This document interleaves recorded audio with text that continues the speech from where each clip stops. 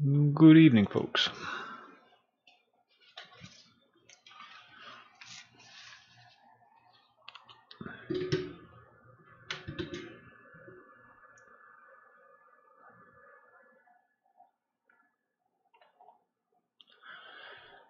Let's just hop right into it, shall we? Micah, what's going on? How's work?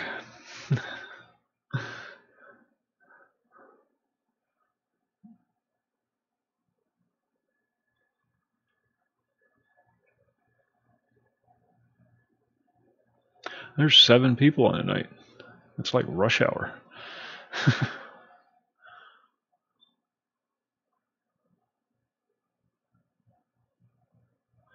Probably. Oh, good. Slow is nice. Slow means nothing's blowing up. Alright, is it launching or is it dying on me?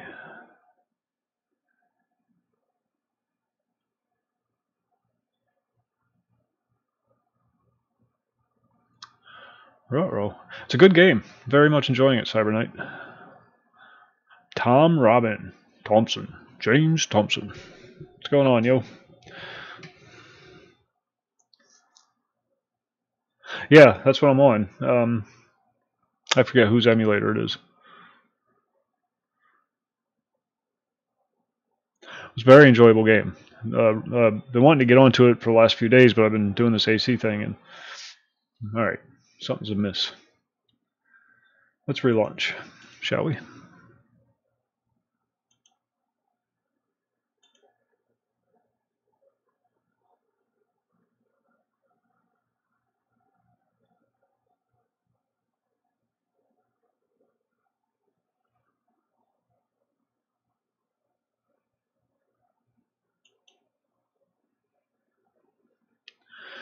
I gave Elder Scrolls Online a shot. Excuse me, sorry about that. Wasn't bad. Just didn't trip my trigger, you know what I mean?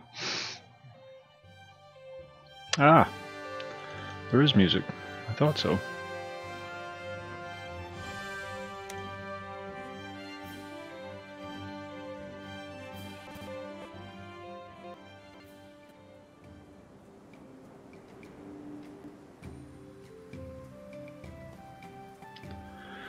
No, it wasn't actually that long ago, about 6 months ago.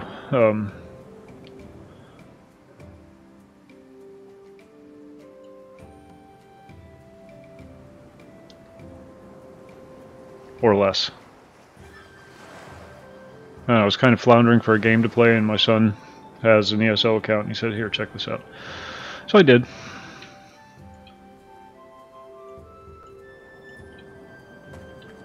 Uh-oh, we're a little choppy tonight. Alright, there it goes. Just need to settle in. Cray Cray is logged in.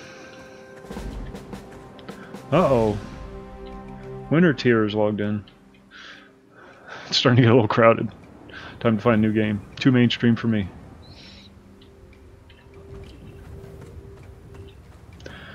We're going to do a quick quest.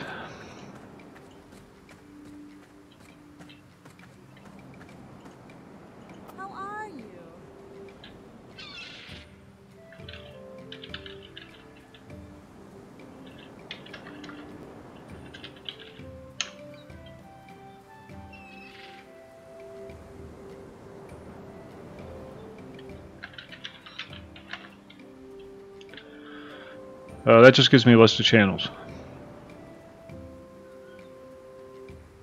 Oh.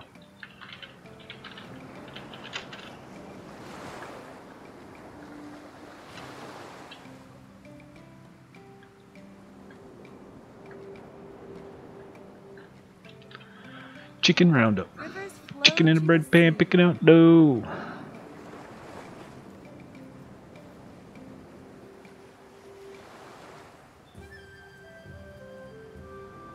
Well, I did that, and it just gave me a list of channels.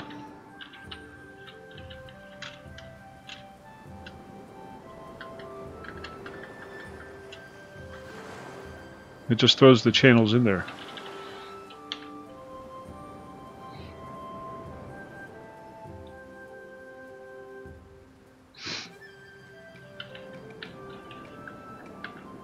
Ah, there we go. Got a level 5 ranger. Oh, that's me.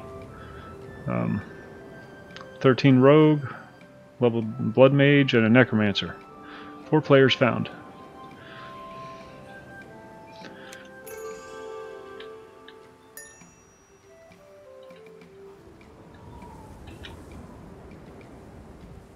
Arcane chicken prod.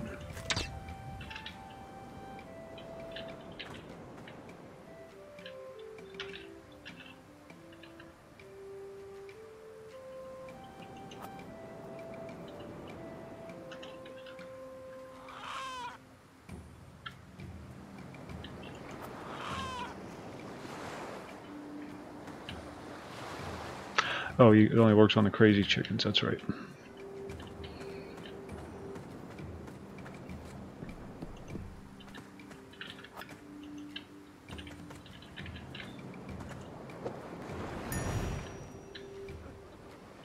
It's a little choppy tonight. Hope it settles down.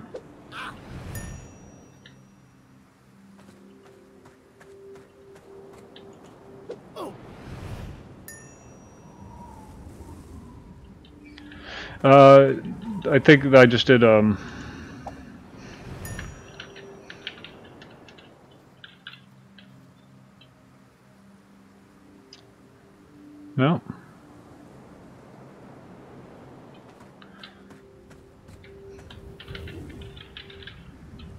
P-Dub, what's going on? Who all is not a valid command?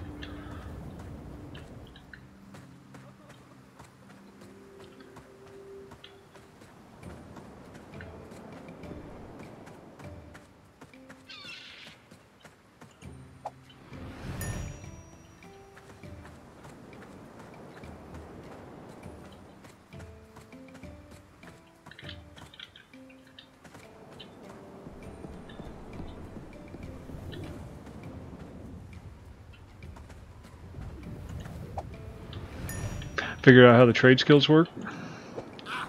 Not that they do, but you can do trade skill quests. The actual trade skills themselves, from what I gather, aren't functional yet. But the quests involving trade skills are.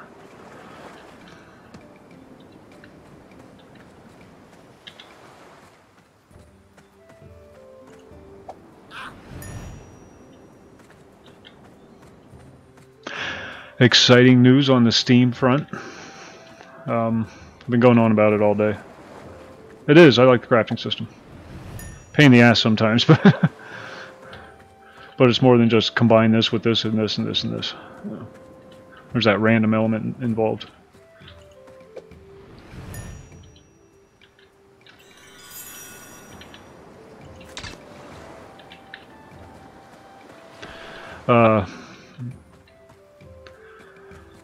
Linux support.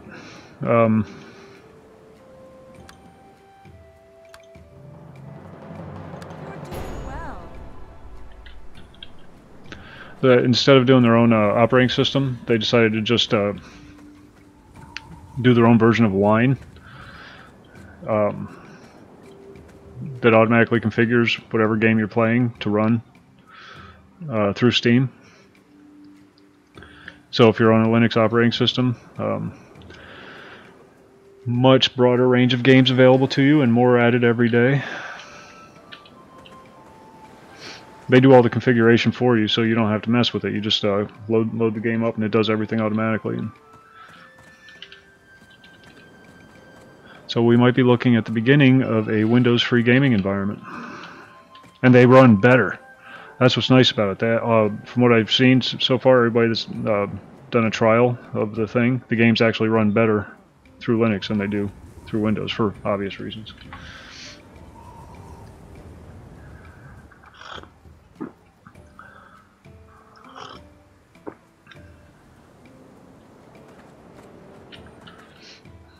B.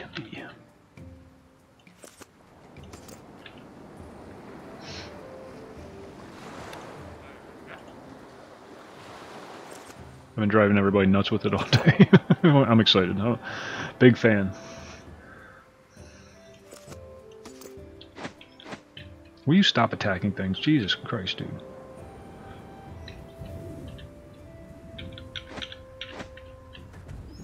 Guy's just itching to kill something. Alright, I need to unload some crap. And then we'll go murder stuff.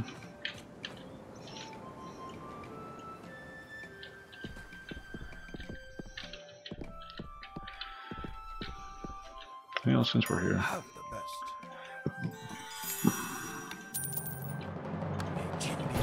I don't want to deal with that right now. Shooting at the Madden tournament? Did you guys hear about that? Oh, I know. Every day I'm using Windows 7. I'm not even on 10, and I still get updates every day. Not that you don't get that on Linux too, but it's much less intrusive.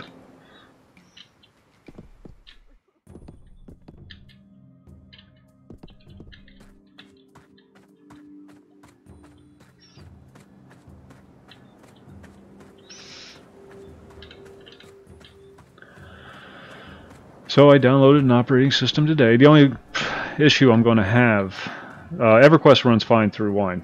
You won't have any problems running EverQuest. You can't run it, well, except for the Steam version for like Project 1999, you know, which we play. I have the best. That'll run fine through Wine, but Asheron's Call is another matter entirely.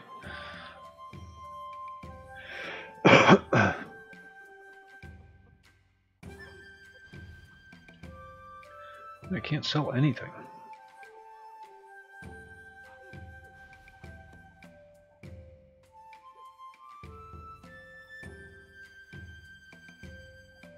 Screw it. I don't want to sell it then. I was doing some goofing around with the trade skills and my bags are full.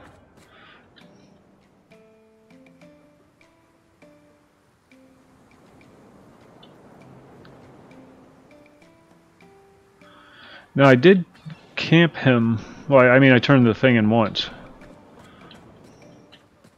The cookie thing. I did that once.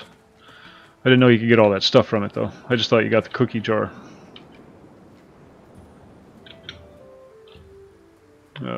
Yeah, here, the empty cookie jar.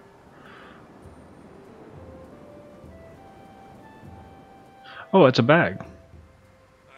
I didn't know that. Huh. There you go. Did not know that. The first time I did it, it was a cookie jar that created cookies. It's running a little choppy, sorry about that. Emulators, you know how it is.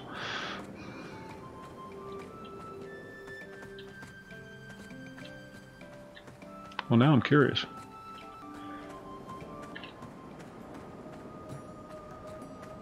Let's do some quests first, and then we'll head back over and check out the Cookie Beast.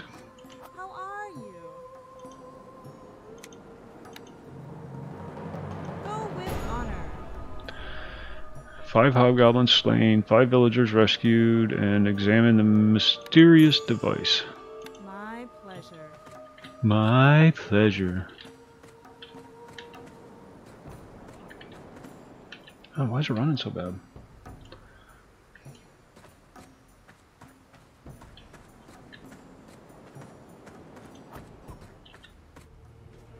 Let's see if I remember how to do this. Listen. What was that? Generic, thanks for the follow.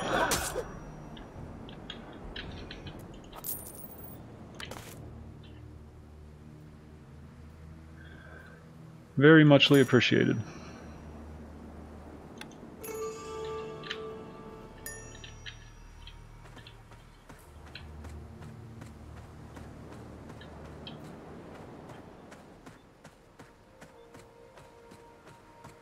They're ridiculously powerful. Ridiculously powerful. Fair day, traveler.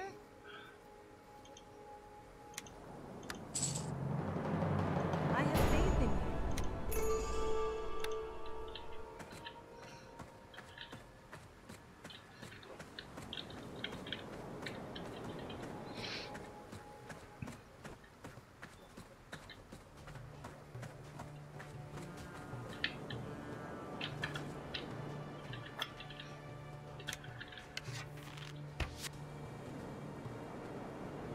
Where the hell did he go?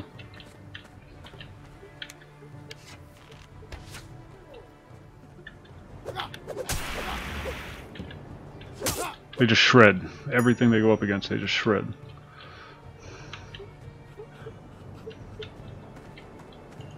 It's running really bad tonight. Has it been a good year for you?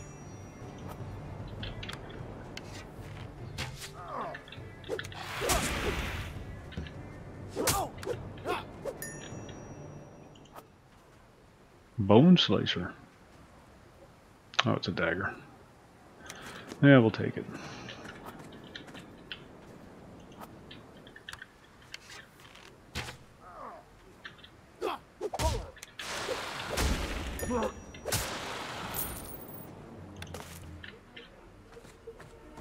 I bow to you, adventurer.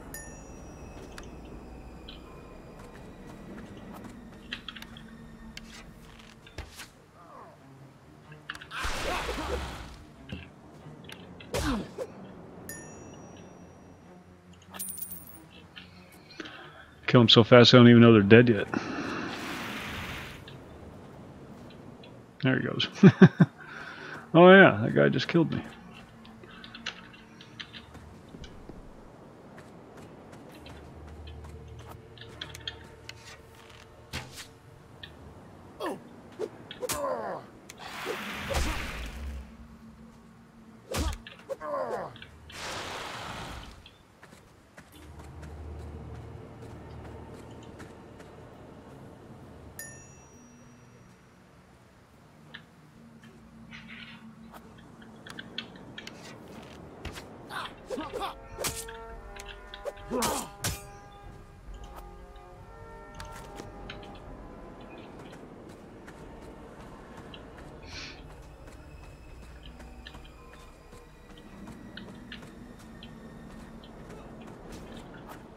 Can't see.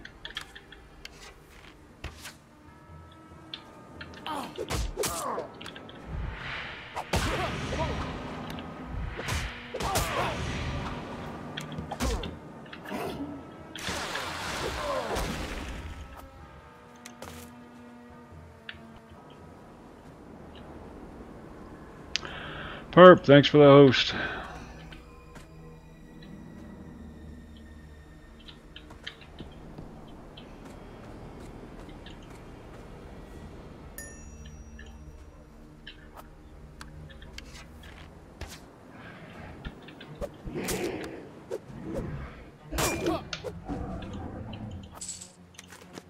Oh, another mysterious device. Good.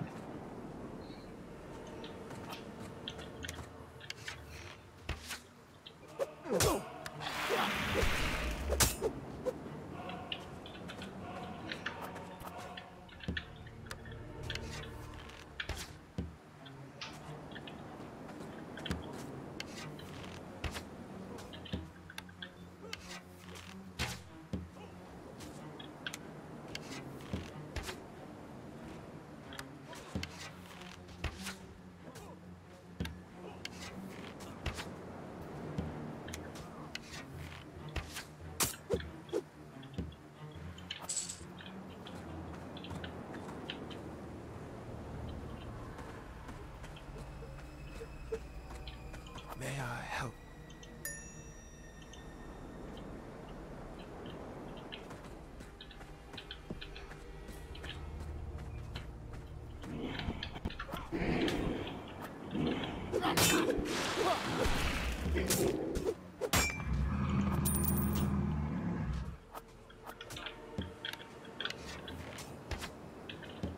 I should just go murder him.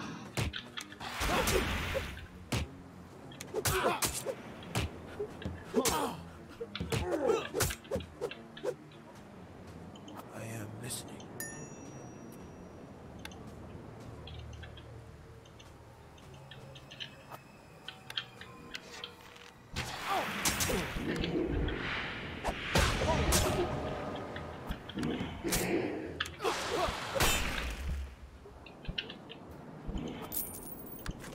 Here's my cookie.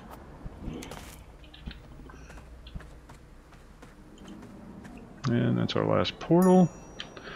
And we have to rescue one more villager.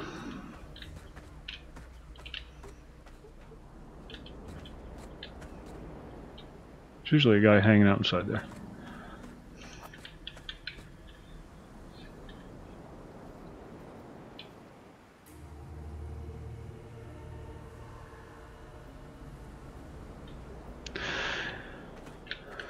It's definitely worth checking out, even if it's you know, just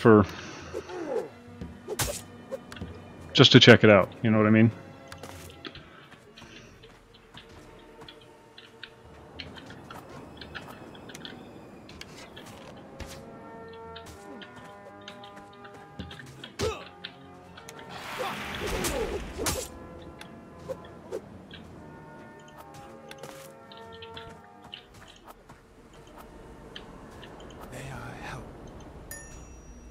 And that's that.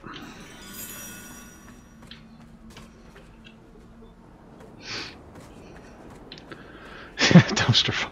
Yeah, you've had 6 years to get it right. If it's still screwed up, you know, you deserve your fate. I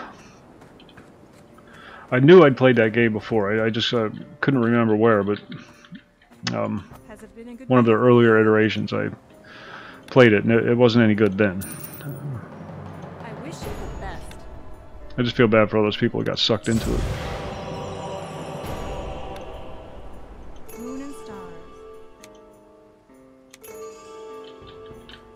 Oh, nice, nice, good.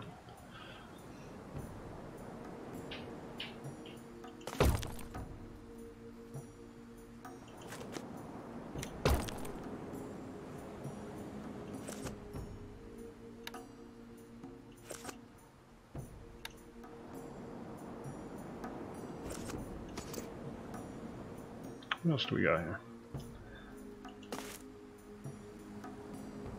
Guess you can only do it once. And oh, that's for that. Okay, we're good.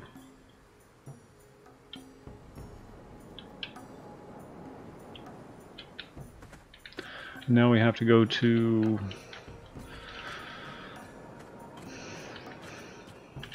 Earth Den. Wait, is that this way? No, it's this way.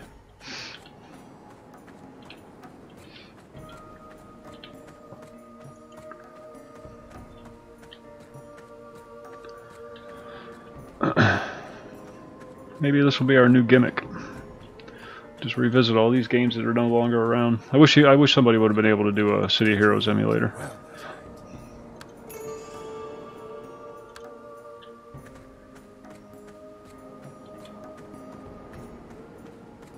So on my other characters, I find myself avoiding unnecessary fights. But on this guy, I find myself looking for things to murder.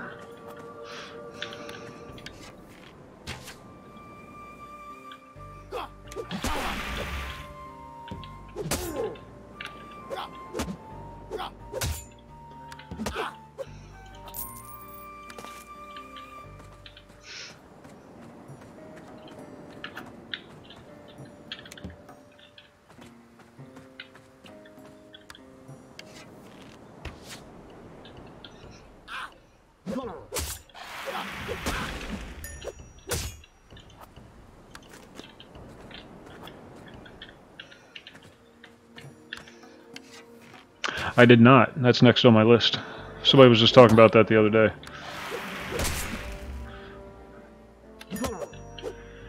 Who was it?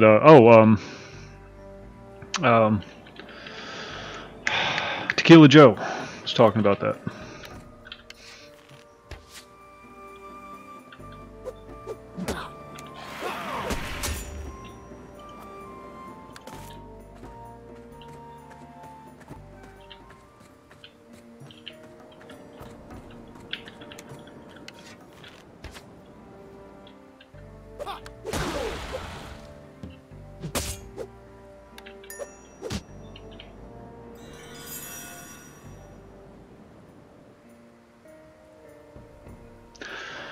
Well, Anarchy Online. Worst launch in gaming history. Turned out to be not a bad game. A lot of depth, a lot of content.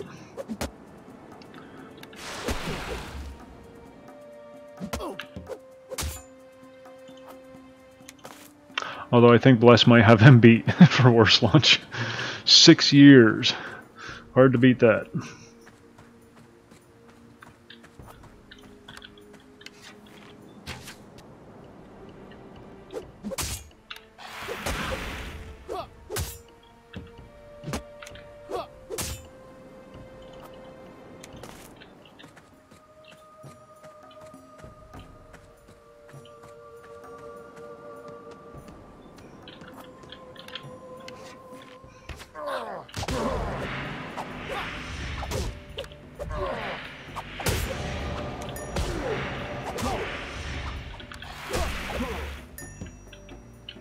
Oh, here's a tough one.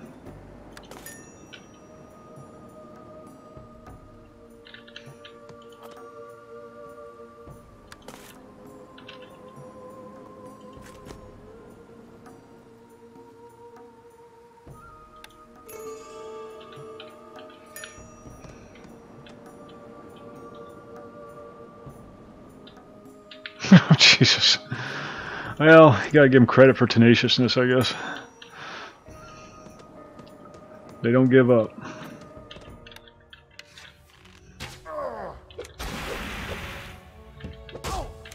Release it enough times and...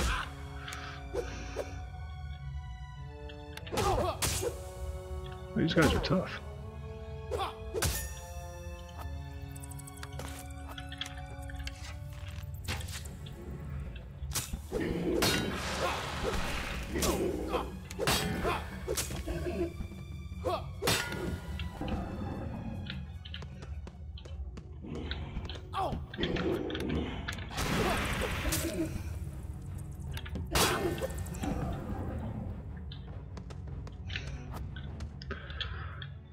Fifth time's a charm, right?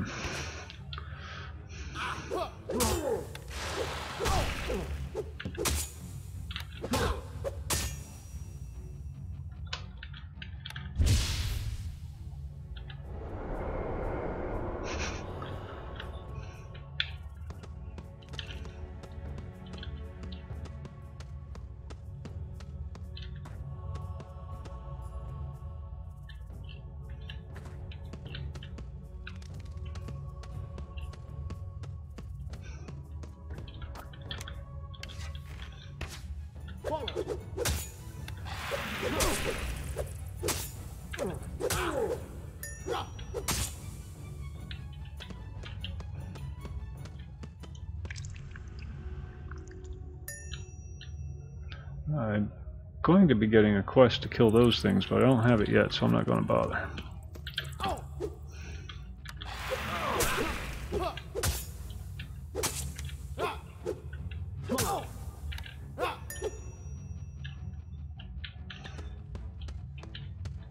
Oh, that's the guy who gives me that quest. Alright.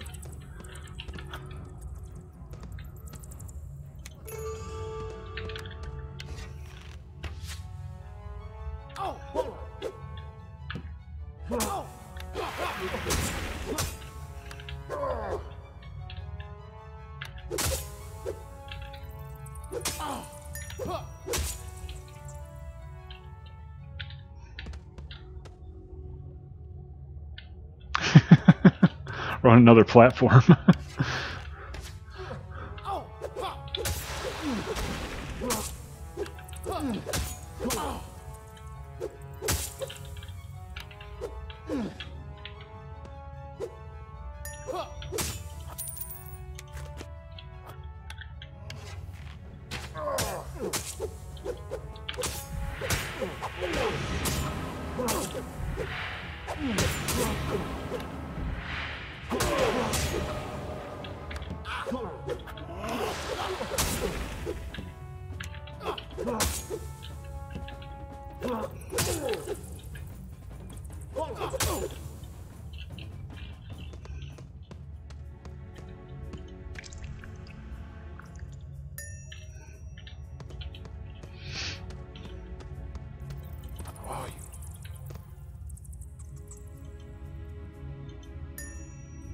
Follow the star.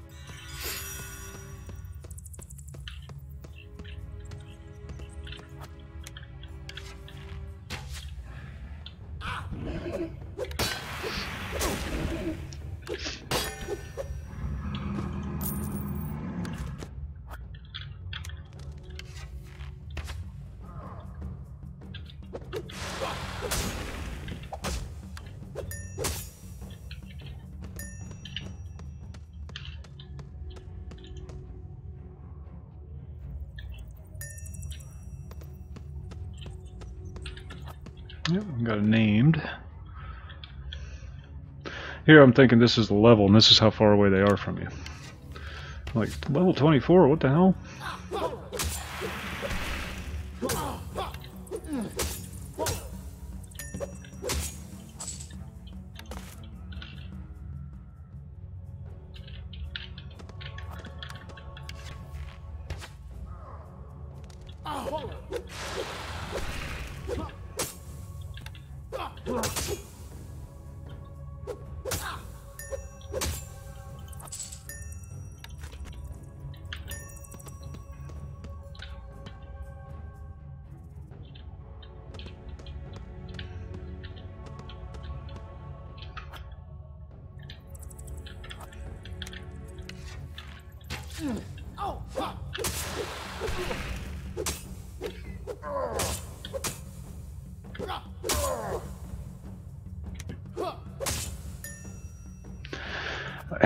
Yeah, but I think they're finding that they're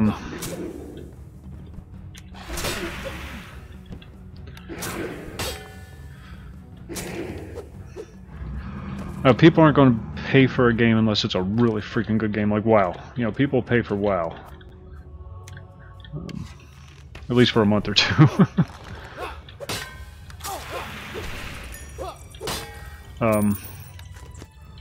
But for the average game,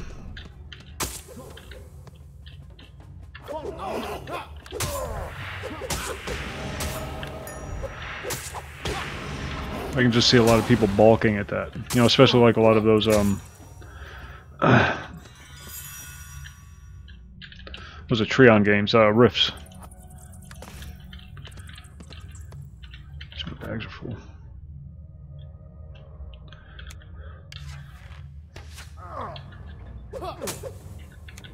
I can't see a lot of people being willing to pay $10, $15 a month to play that. Not that it's a bad game, it's just not good, that good. You know, it's kind of vanilla.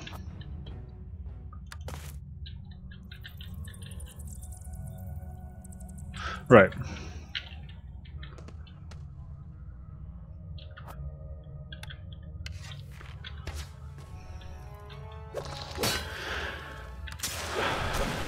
It makes it easier for people to get their games out. Unfortunately, they're getting a lot of shit games. So, it's catch-22.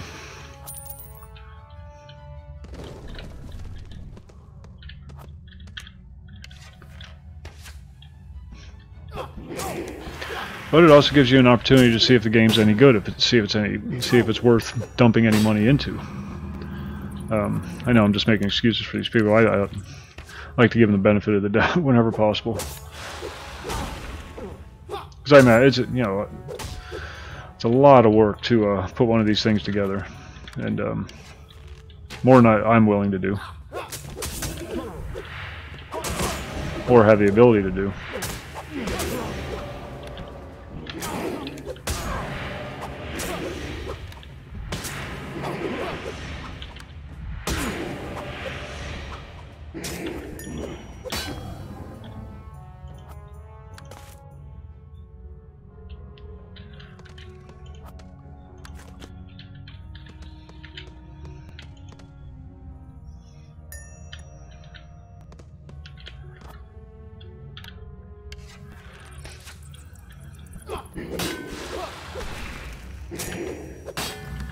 What I like about this current environment is it gives people an opportunity to put their money where their mouth is. You think you're so much better at it, and this isn't a dig against you, of course, but you know what I'm talking about. Those butt nuggets who just constantly go on the forums and whatnot and just bitch and bitch and bitch about the quality of the game.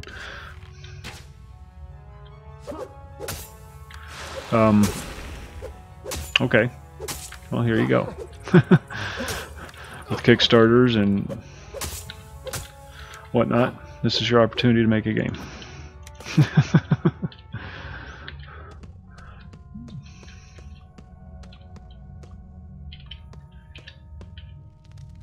Way down there. Jesus Christ, why is it way down there? Yeah, I can see that. On the Asheron's Call server, I kind of feel bad for Zeus because he never really gets to enjoy the game.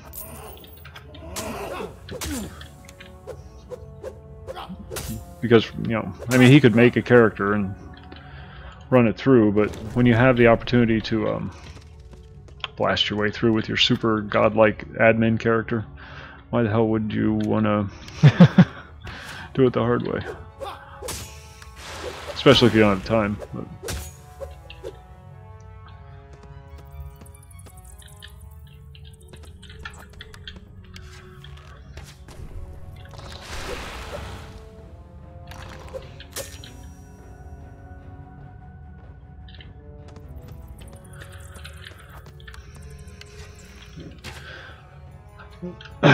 back to the Steam thing, they created their own operating system in the hopes that they could get the games to run on their operating system, and they just realized that that was the wrong approach. Rather than do that, there's so many really good Linux distributions available already. Why not just take Wine, which is open source, and make their own proprietary version that just works? And it was a great idea. That's something they've been working on for a couple of years, I guess. And it's in beta now.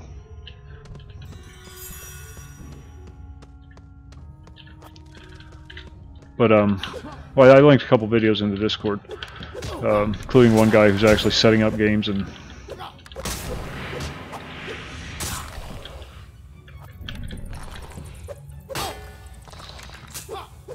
he said it just ran beautifully. Especially the one game they tried to run that wasn't even a native Linux port. It was a Windows port.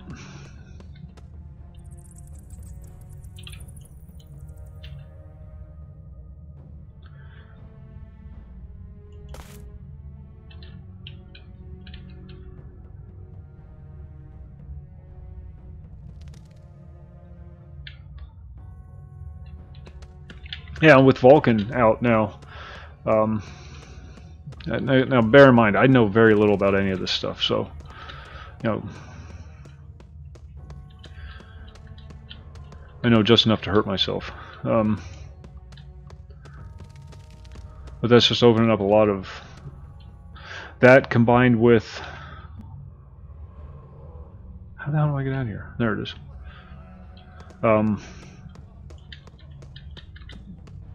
The ease of use with the emulator, I think it's going to get a lot of people into stepping back, especially in foreign countries, you know, where money isn't as prevalent as it is in the United States.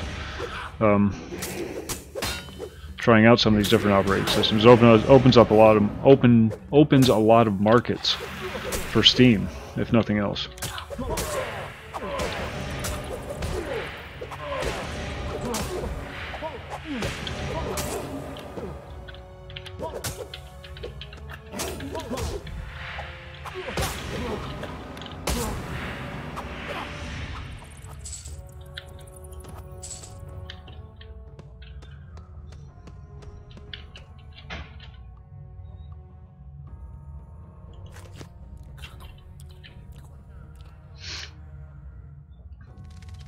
As the United States, we tend to forget that in a lot of these, especially smaller Eastern European countries where their economies aren't as good,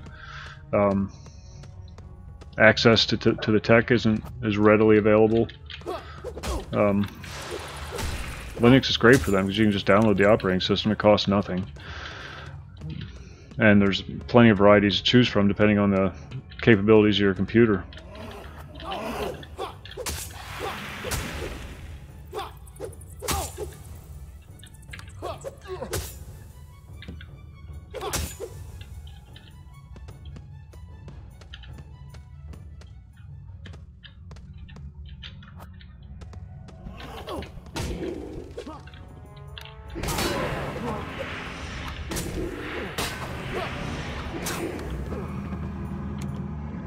Yeah.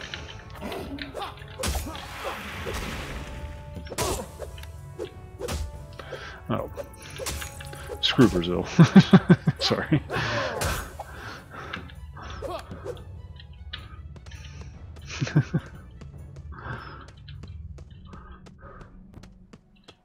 They're on my shit list right now.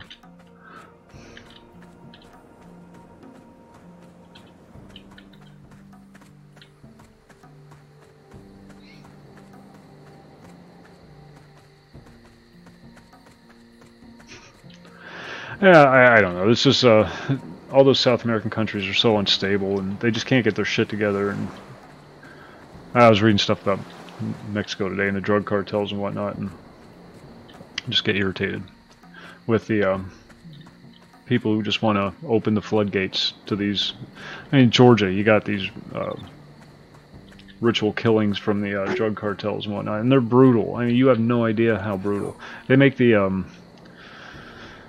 Al-Qaeda look like pussycats. The things that they do to people.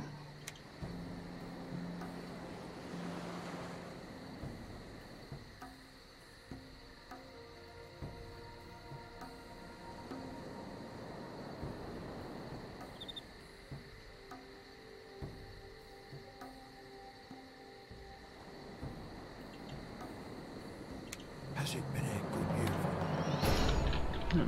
So, yeah, just anything basically south of California. And California is on my list too. So.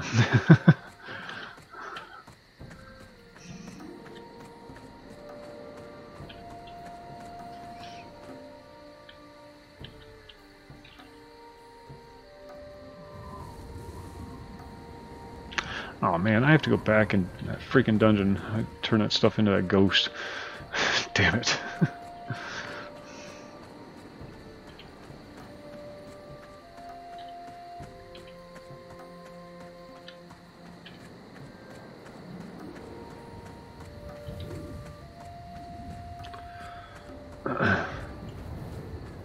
I always regret reading this stuff, but I'm glad for the information. Because it just makes me so angry, but you know, I'm glad that I'm more aware of it now than I was before. You know, because you hear stories, but you don't really believe it until you see the video, until you see the picture, until you see the victims, and they just want to allow these people in. You know, it's people that glorify cowardice, basically the killing of children and women and whatnot. When they get sent to prison, that's their bragging rights. You know, I killed 15 kids and 7 women. You know, oh yeah, that's awesome, yeah, big deal. You know, you and your 10 buddies did all this, and there's no honor, there's no pride, there's no dignity. It's just a total.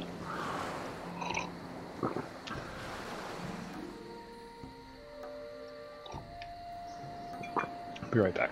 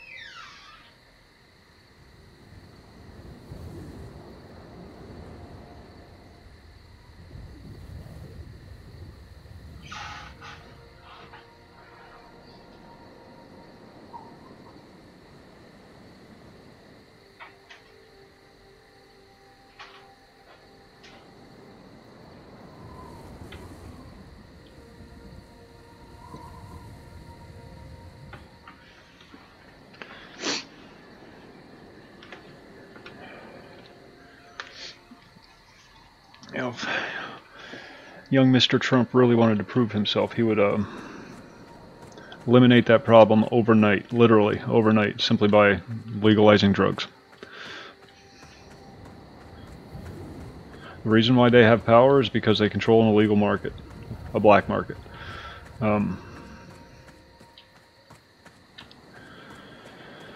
You legalize it, they have no more power.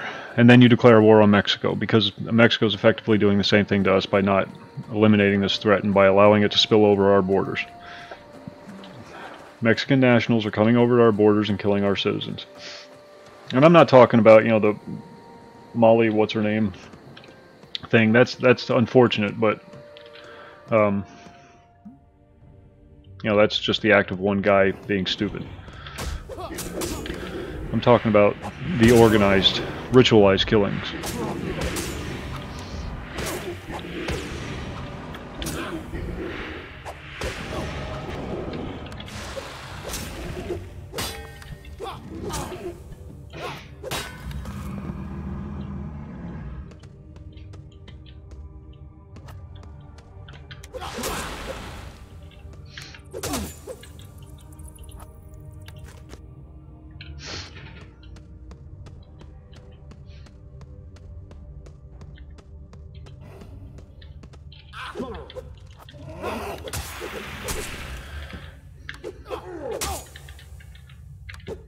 You can't incarcerate these people, you can't threaten them with anything because you can't scare them.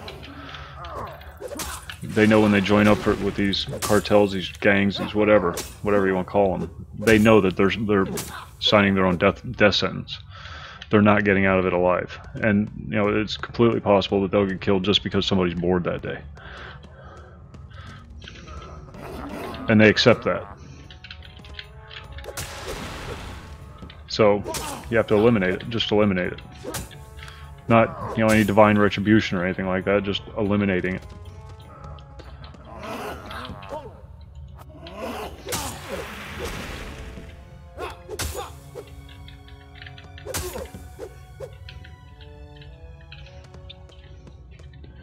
Has it been a good year for you?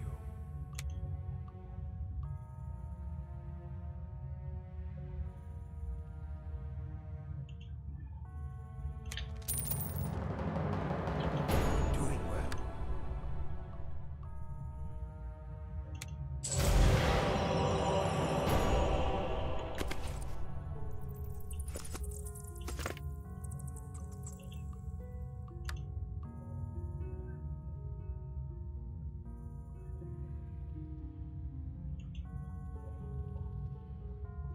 May I help?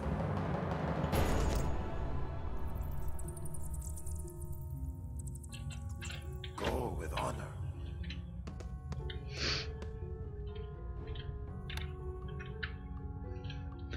Nyom.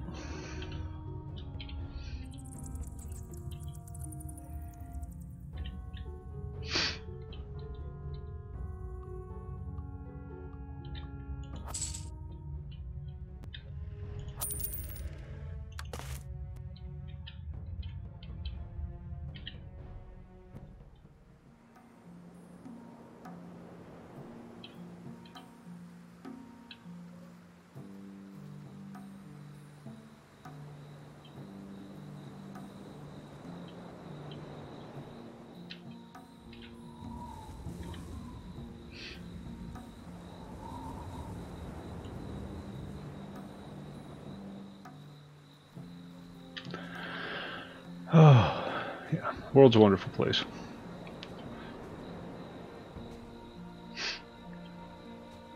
So eliminate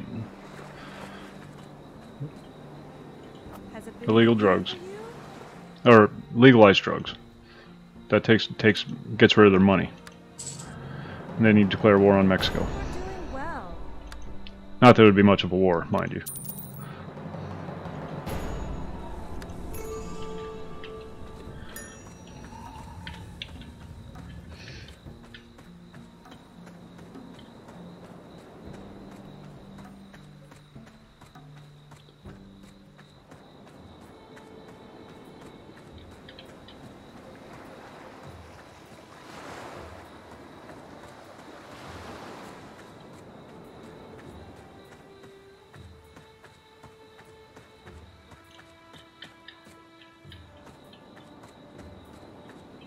Hello.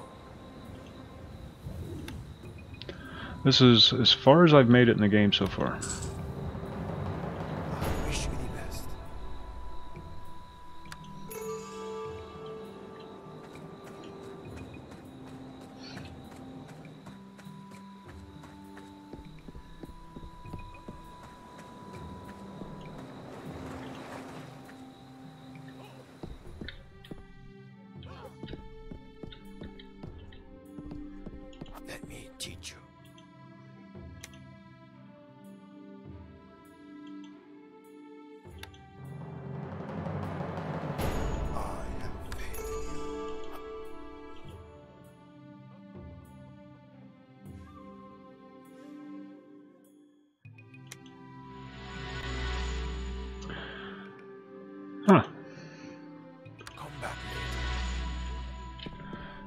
Charm animal.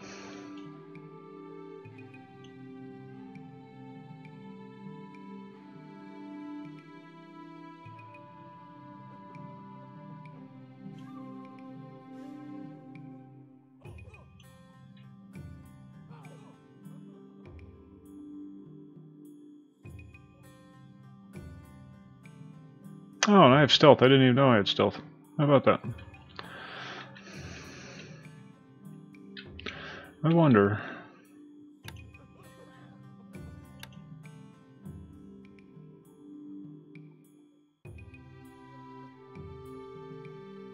Ah, yes we do. Additional hotbars.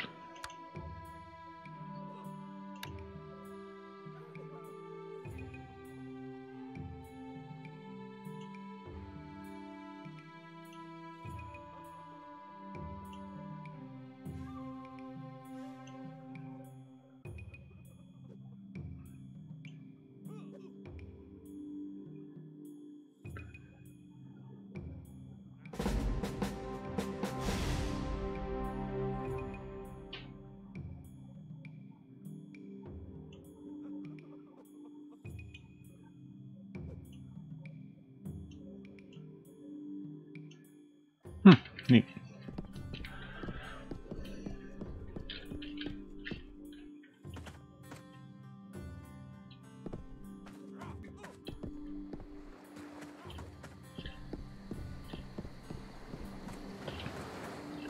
So as soon as I figure out a way to get Asheron's Call running on Linux, I might be switching back. The problem with Asheron's Call is you need Internet Explorer 7, I think it is, and now you can do that through Wine also, but it's kind of glitchy. I have faith in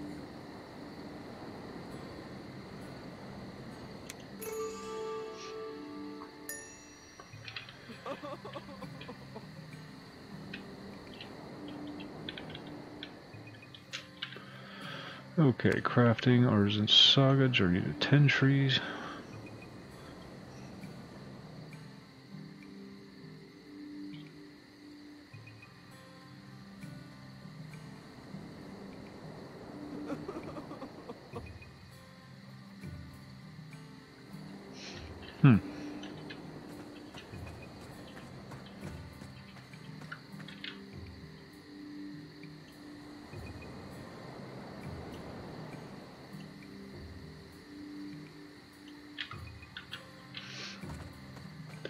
First thing I'm going to do is go back over and see if I can find that ferry again. Bleeding ferry.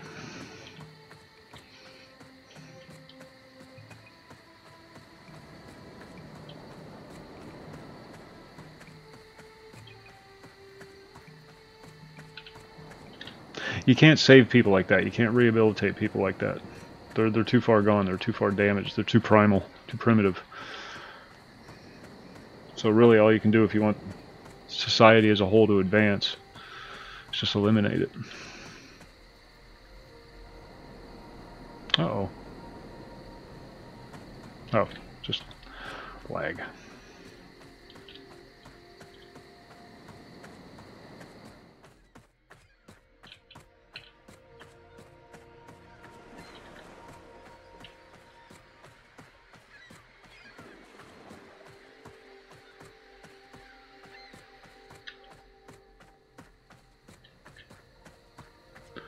Hark, a quest. Has it been a good year for you?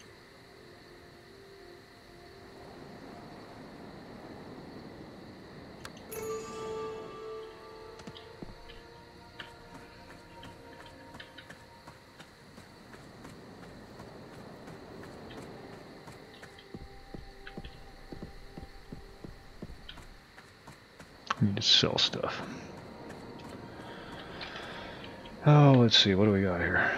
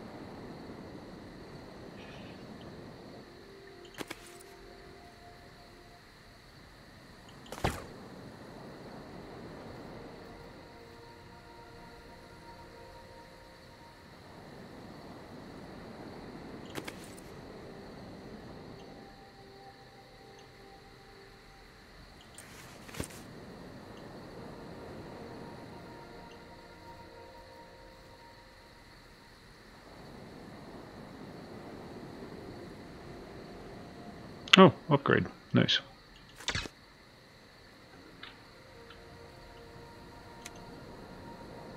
Can we offhand this? Oh, yeah, we can. 2 long swords. Very nice.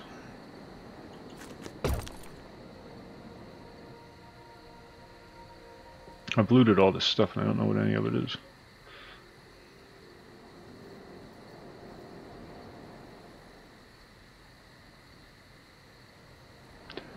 Wow, what the hell is that?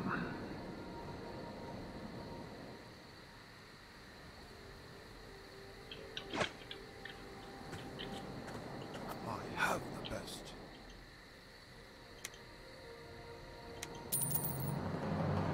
May Jin be with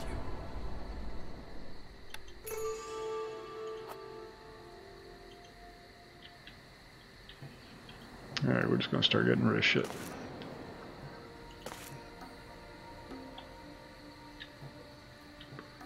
Oh, wait a minute here. Theo, what's going on? Ugh.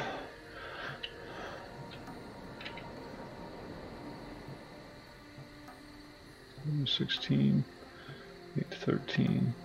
Well, that's better than that.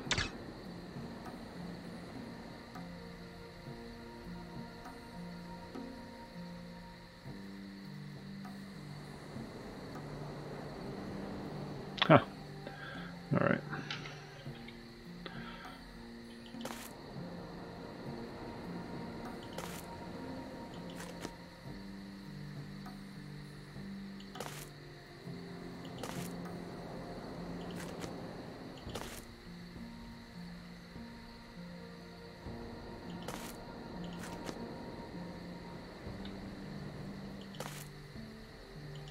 I don't know what any of this crap is. I'm just getting it out of my inventory. That's for a quest. Oh shit, I hope I didn't sell that armor.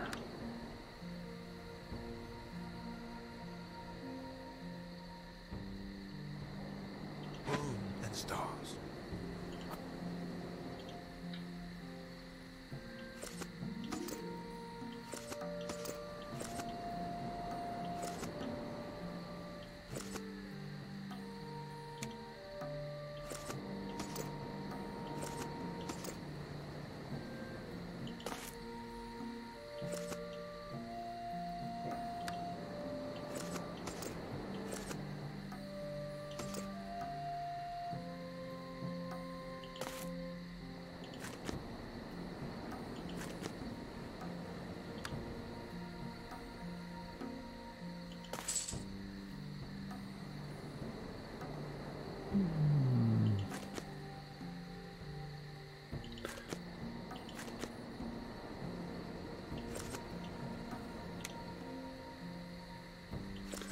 Those are our cookies. That's for a quest of some sort. I don't know what.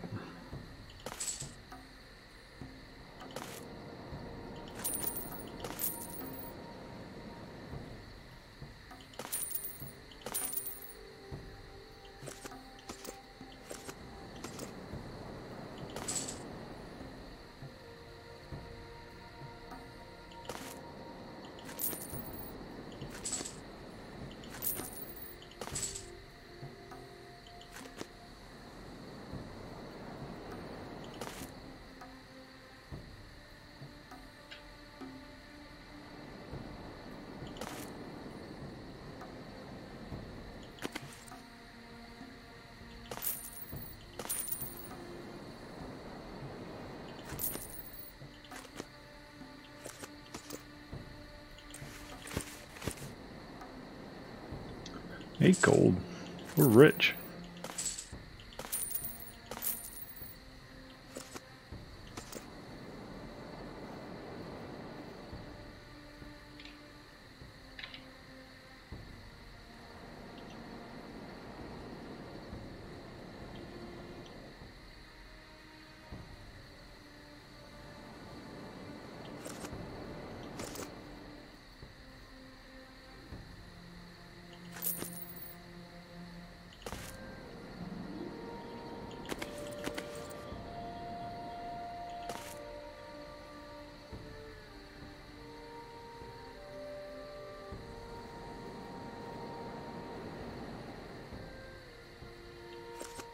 And that's request. Okay, we're done.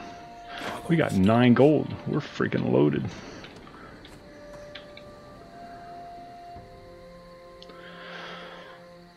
There's no way for us to set up these quests where you have to obtain an item and use an item without weird workarounds. For now, you must create all the items for this quest and then reinforce the buildings. Ah, that's neat. They added a note.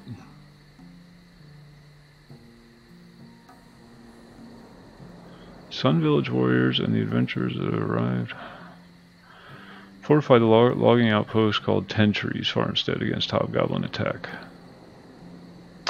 We're not going to do that. That's a crafting thing.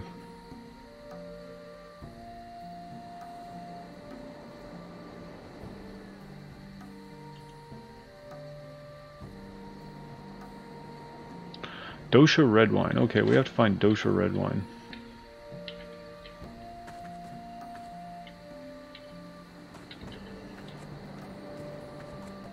Well, there's a red wine. Must be related.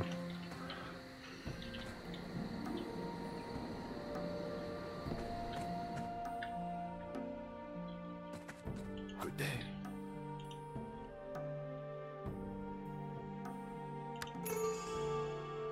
Moon and stars.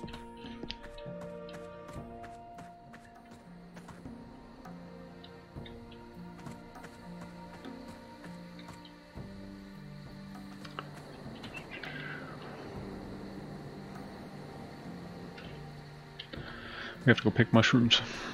That's always fun.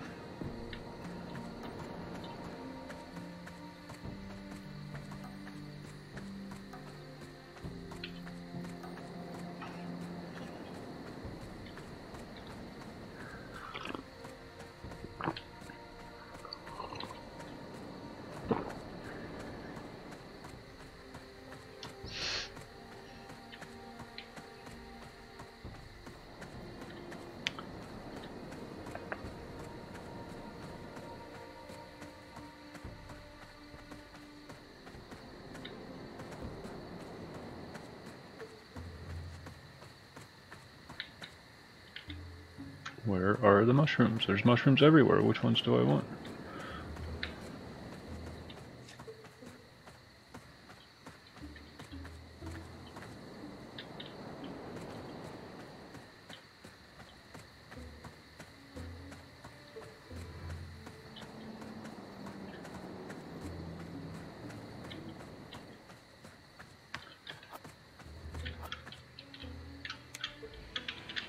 Ah, man, I forgot to get ammo.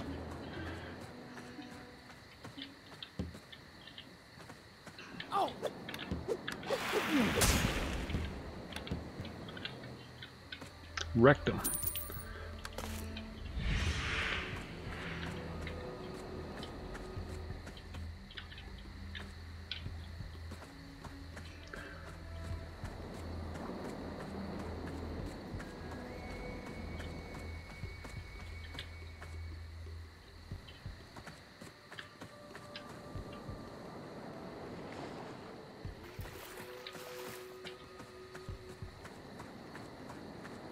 I found one.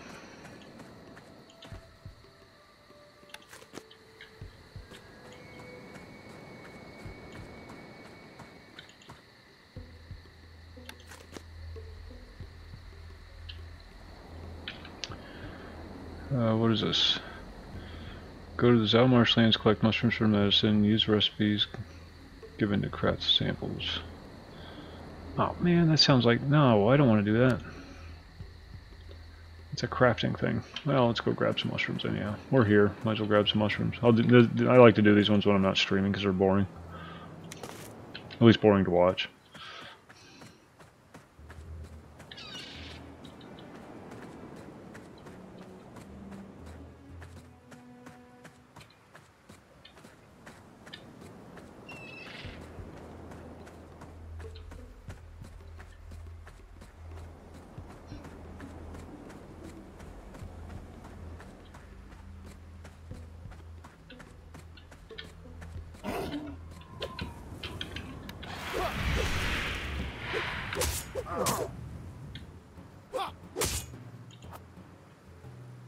Oh, check it out.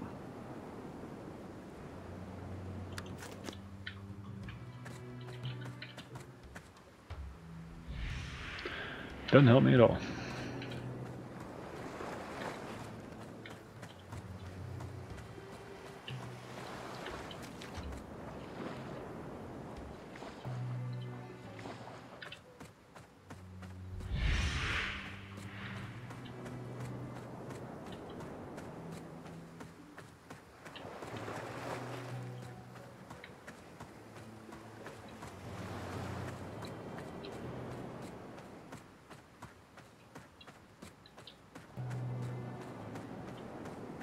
There's dosha.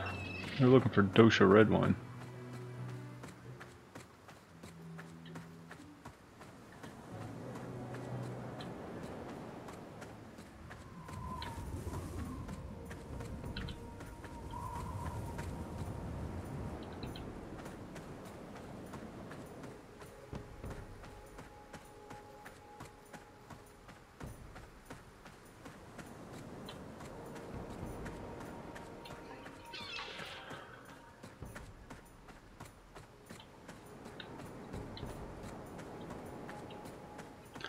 Arrows. I need to buy arrows.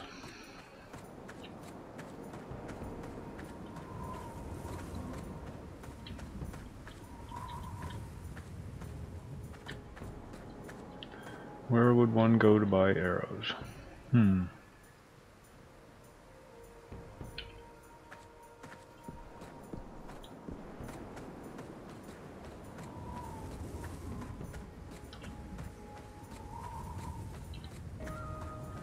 My wares are fine.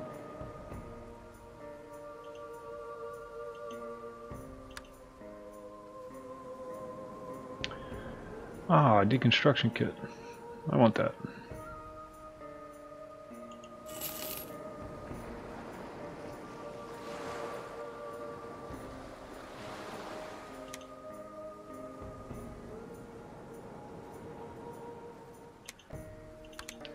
We don't have arrows, so I'm not interested in anything you have to say.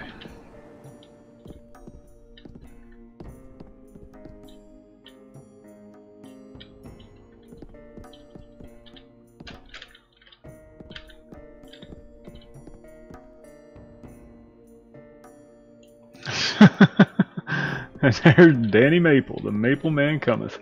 What's going on, Danny? The best variety. Despite the fact that I don't care for McCain's politics, I'm not going to cheer that he's dead. You know, he's done a lot of horrible things while he was in office.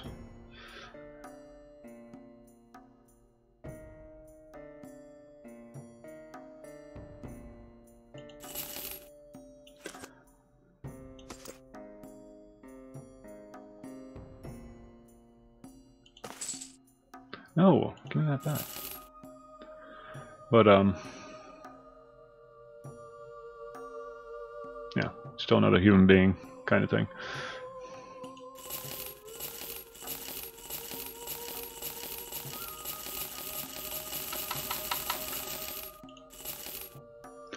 $1,000 arrows. Pleasure doing business.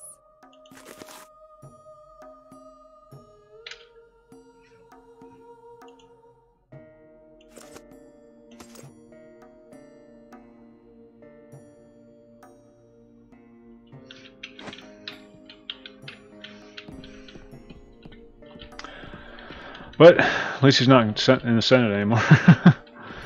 Yeah, it's one of those karma things. Never wish death on another person, no matter how much they may deserve it. So I'll be visited upon you tenfold. With a few exceptions, of course.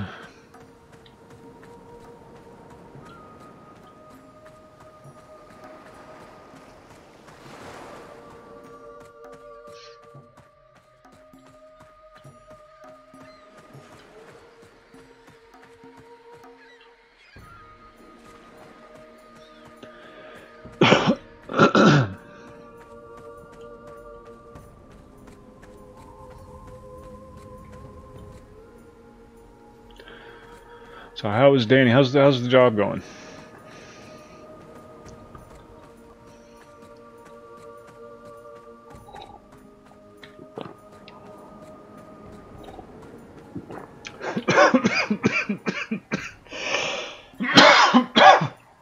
choking on my coffee.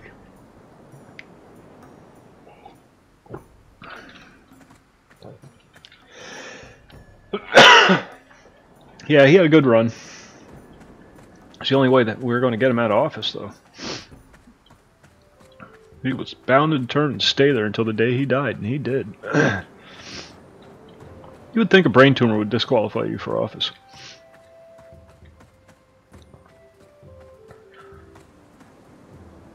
Yeah, pretty much.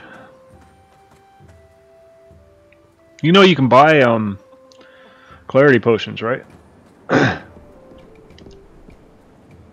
Oh, that's right. Holiday season's coming.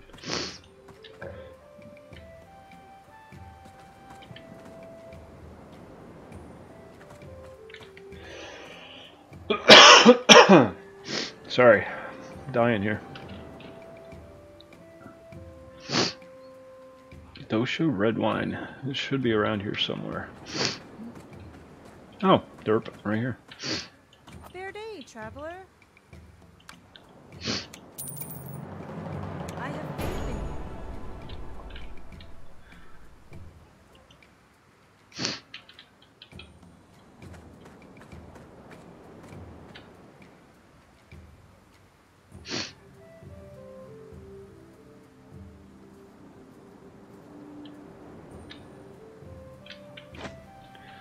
All right. Moving on.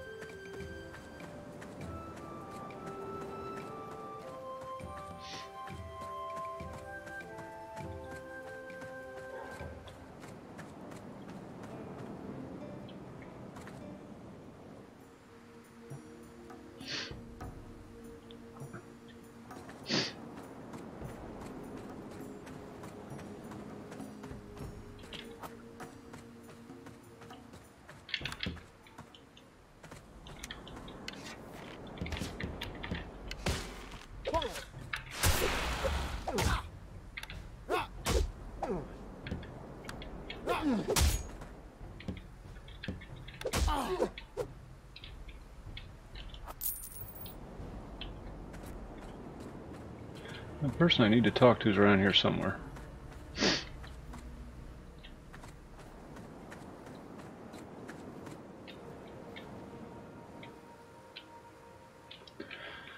Who is it? Lixluckin. Lixluckin. There he is.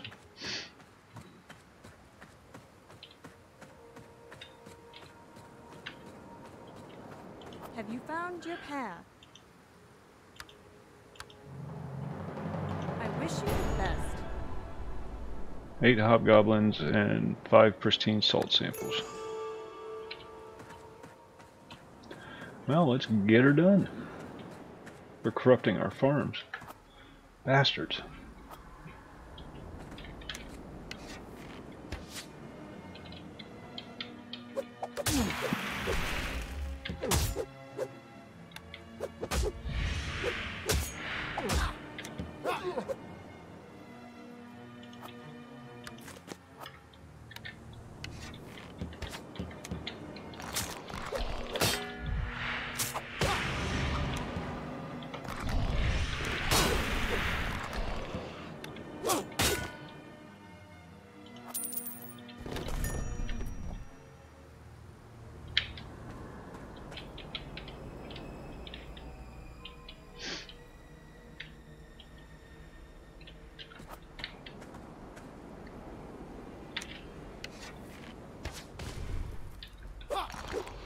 Yeah. Yeah, they were even called dervishes in that last cave that I was in.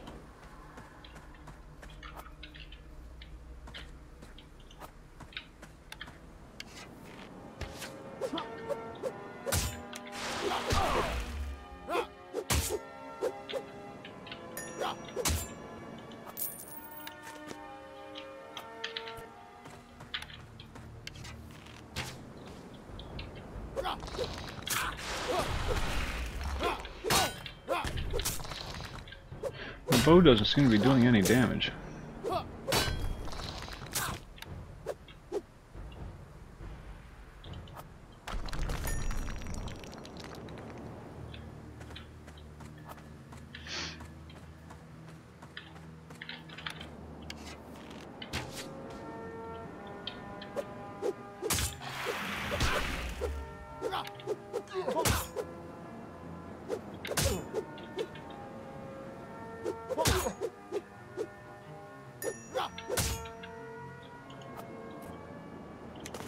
Whoa.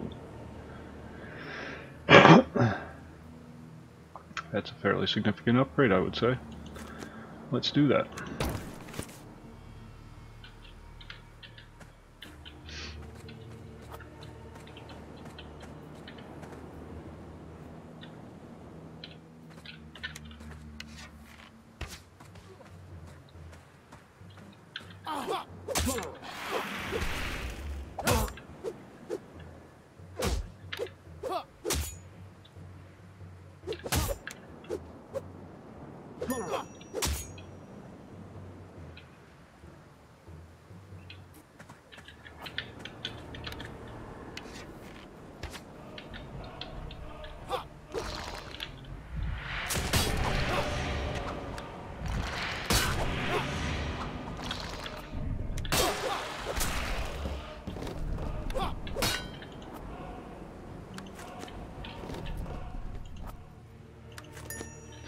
There's 4. Need one more of those.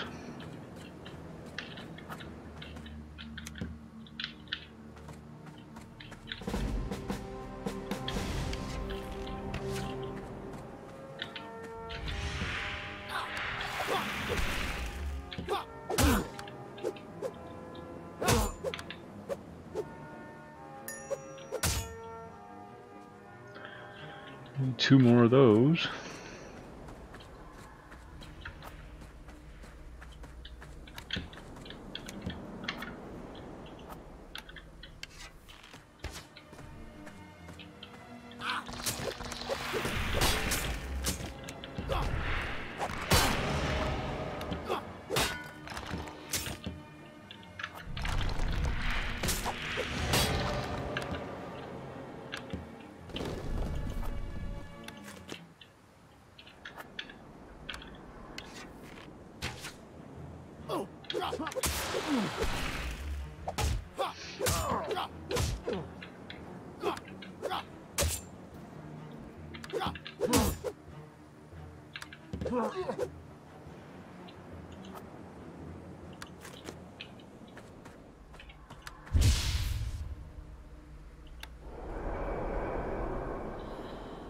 No idea what that was. I think it's like a damage shield or something.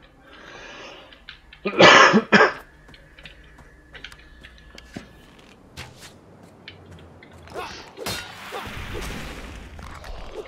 what I can see, the bow's really only good for pulling.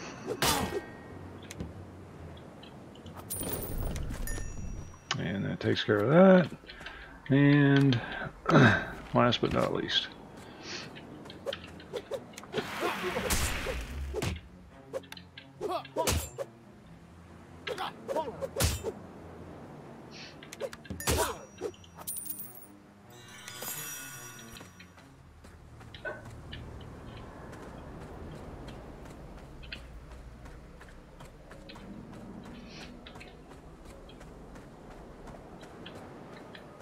I'm listening.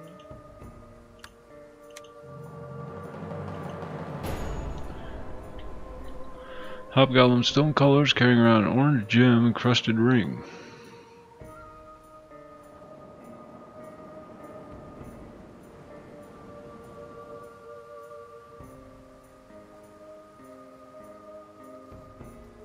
Rock dervishes. May you never miss a sunrise.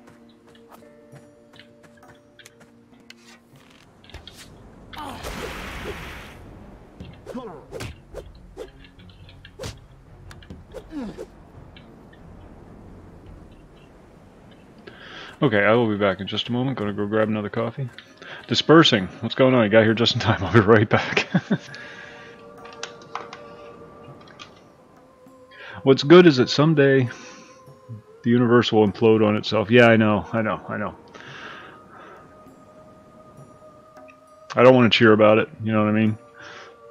Styx Hexenhammer did a video about it, and I thought he took it too far. Just be happy that he's not influencing politics anymore, but don't wish death on people, kind of thing. Despite all the bad choices he's made, he was a fairly elected public figure or public official, and whatever. I don't care. He's gone. He's no longer an issue. One more Democrat down, huh? Be right back.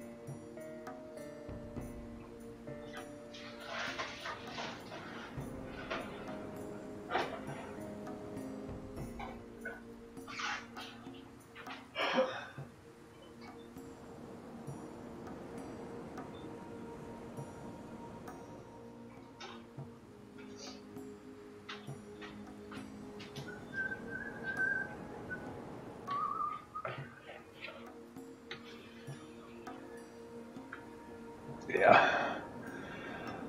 Most of them should, yeah. Because I don't tend to do that. I don't know. It's just not cool. People get their just rewards. Firm believer in that. And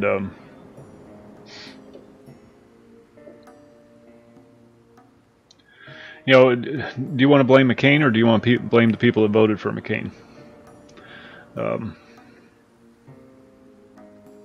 He was an elected official.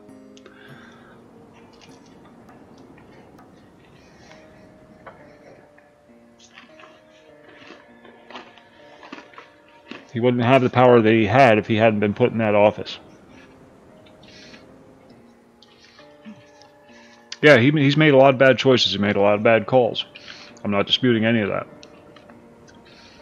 But the people that voted him into office made the worst call.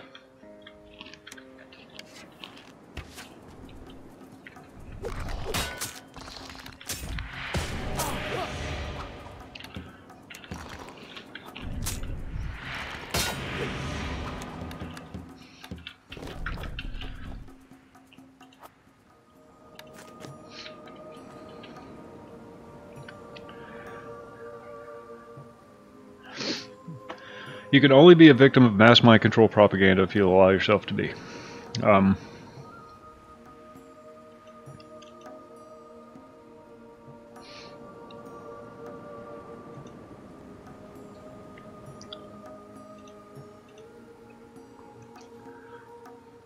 Yeah. People were responsible for their actions, and the actions of the folks in, what is it, Arizona? Is that where he's from, Arizona? They voted for him. So, you know, they gave him the power to make bad calls. You choose to be a victim. Through laziness, through ignorance, through... I mean, you're not. You know. You know. And these were answers you had to find out for yourself.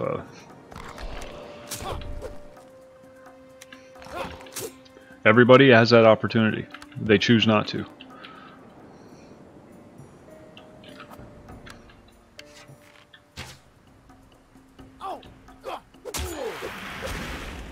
It's easy to shift the blame on the politicians. It really is. And, you know, to an extent, they deserve it. But politicians wouldn't have power if people didn't give them power. And, you know, part of your responsibility of being part of a free democratic republic is knowing who the fuck you're voting for. You know, don't vote for him just because he was in office last term. Or he's the comfortable vote, or he's the safe, or he's a Republican, you know.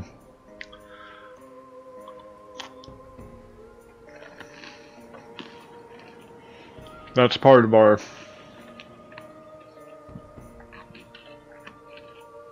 What's that? That's part of the laziness that has swept America.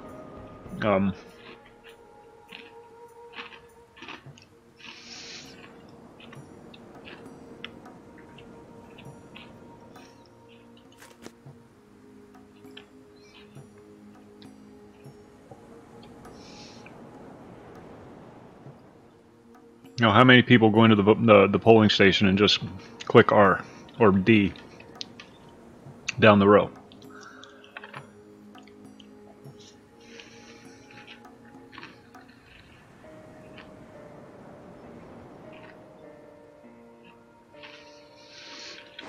Too many.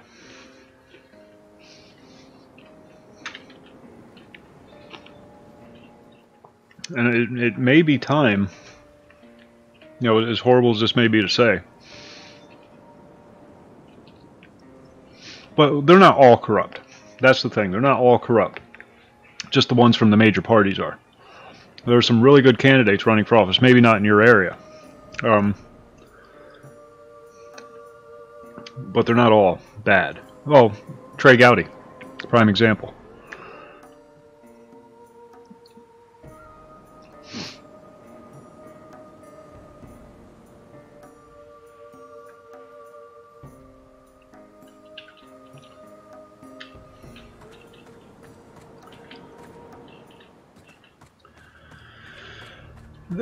The responsibility of the running of our democratic republic falls on us, the people.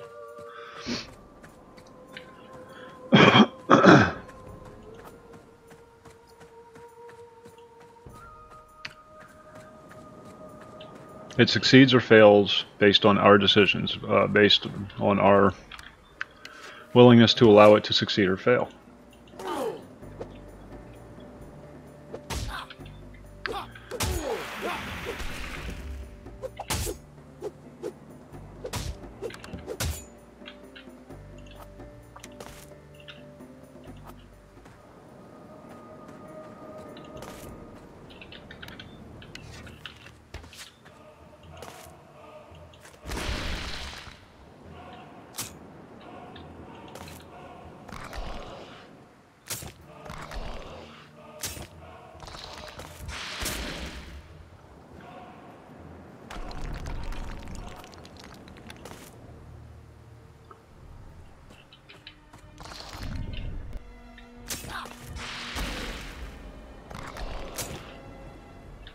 I don't think it's working the way it's intended.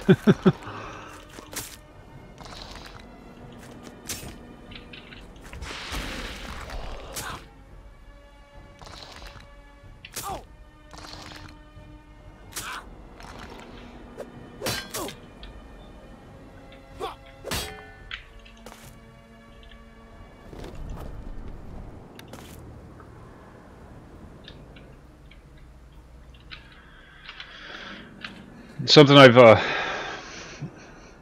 been a proponent of all along is, we're responsible for everything that happens in this country. This is supposed to be a bottom-up form of government.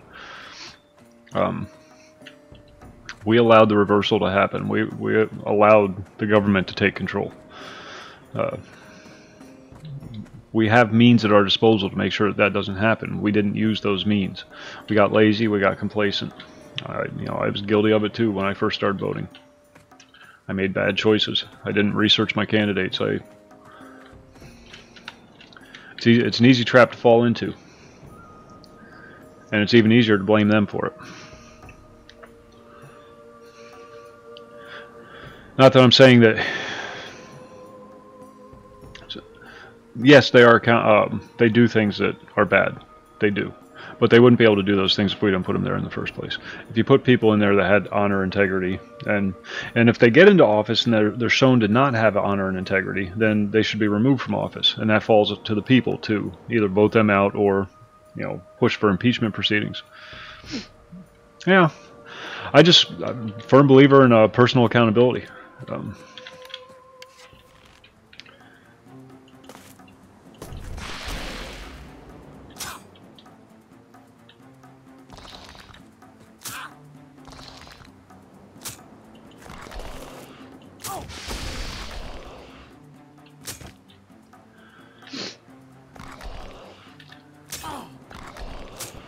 Blaming somebody else for our shortcomings, that's what the libs do. That's what the progressives do.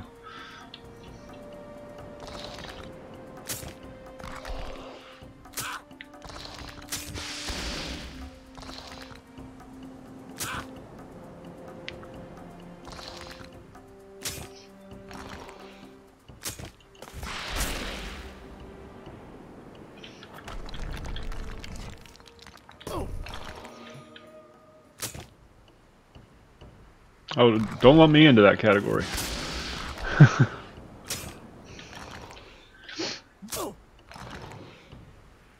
I'm not picking a faction. I'm picking the American faction. I'm picking the side of the country. What's best for the country. Hey, look at that. We got it.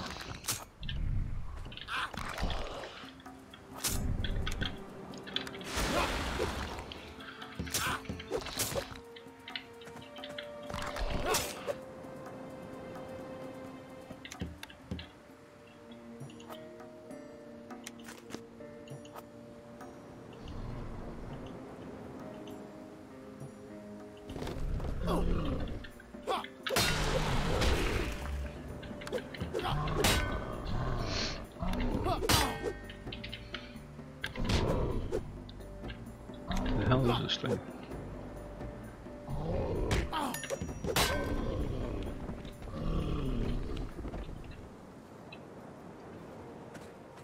I think that's it. We did it. All right.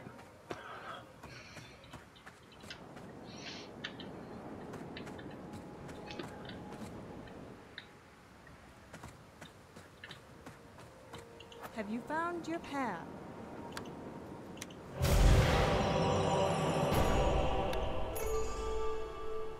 Follow the stars.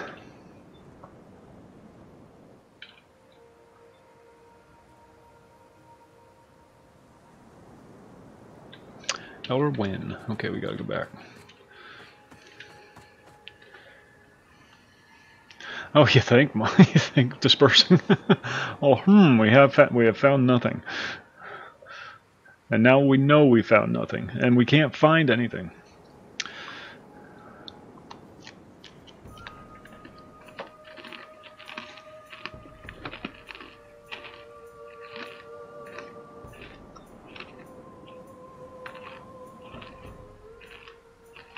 See, the problem, Danny, is that we've been complacent for so long. I gotta stop eating. That there's a definite power shift right now. You can't take up arms against government. Even talking about it is considered illegal now. Whereas before it was considered your responsibility, your duty as an American citizen. Nobody's willing to make the tough calls. It's easy to say hang them. Okay, but which ones? Which ones are corrupt enough to deserve hanging and which ones aren't? Who gets to make that decision? These people are all elected officials, duly appointed by the people that they serve. Nancy Pelosi has been elected every freaking time that she's been in office. Granted, a lot of times she's run unopposed, but that's the system. It's not a perfect system, but that's the system. You have to allow the system to work, and you have to be a supporter of the system.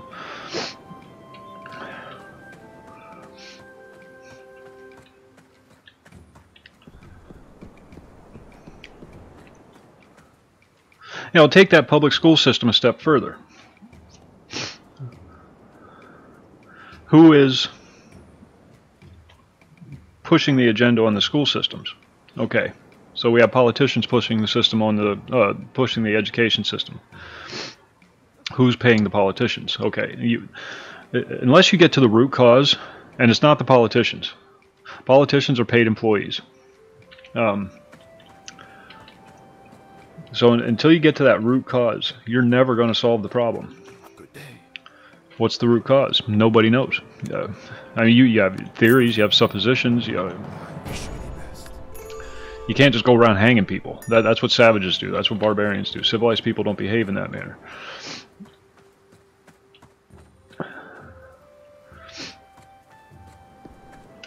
As tempting as it is, it's not how you make a better world.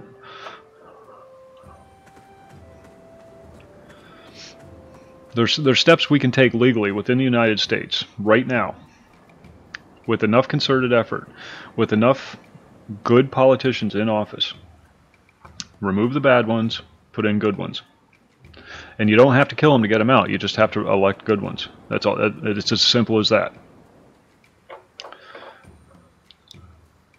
Once you have enough of those in office, they will shut down the Fed. They will take control back of the American monetary system. And then we can get back to work. Then we can rebuild. But that's not going to happen. It's not. You can't. It's too late. That's basically what I'm saying. It's too late.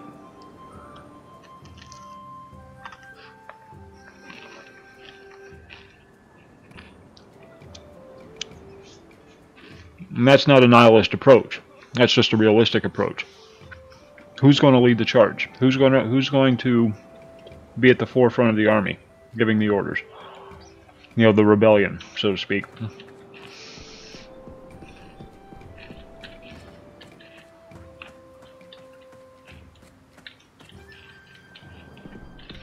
Have faith in the people that you elected to do the job that they're paid to do. That they were elected to do, rather. Sorry. I was going to a vendor.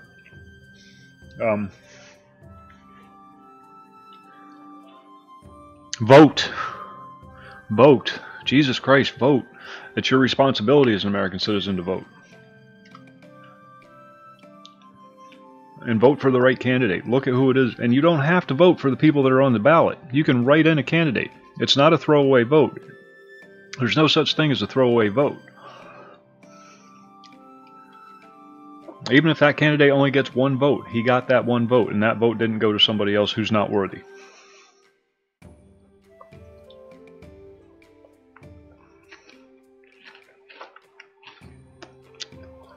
You know, love him or hate him. People came out of the woodwork to vote for Trump, just to keep Hillary from getting into office. That's proof that it works. And that's the candidate, that's the type of candidate that the Founding Fathers had in mind when they were putting this whole nightmare together. It was not people that are professional politicians, but people that had a vested interest in the country. And who has more vested interest in the country than a multi-billionaire?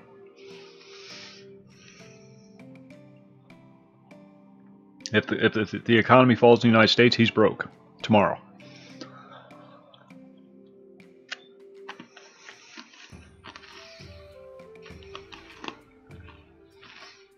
Well, fine, whatever. You know, it's easy to blame the Jews, but who's allowing them to do it? We are. By voting for these people.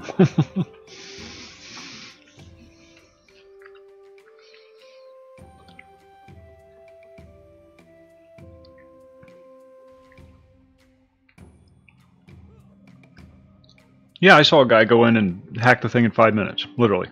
He went in there in 5 minutes with a cell phone. Hacked his voting terminal. So use paper ballots. I mean, if there's a problem in the system, fix the system. I'm looking for a realistic approach, okay? Hanging people isn't it. Hanging people is just going to get people shot.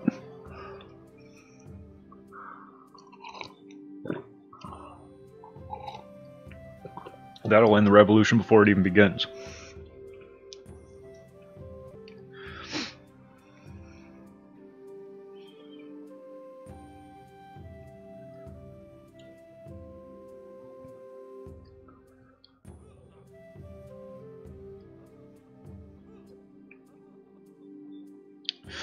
That's how it used to be, Micah. You know, a bottom-up form of government. With the creation of the Federal Driss, enjoyable, a little laggy.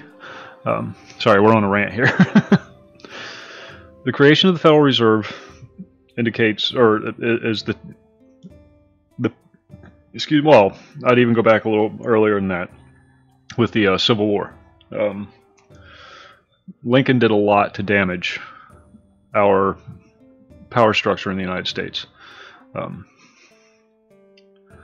He was influential in turning the federal government into the supreme power of the nation, instead of local government, as it should have been, or as it should be. The creation of the Federal Reserve was like the final nail in that coffin. Okay, that's fine. It's fine to, you know, scream about. Oh, it's frustrating.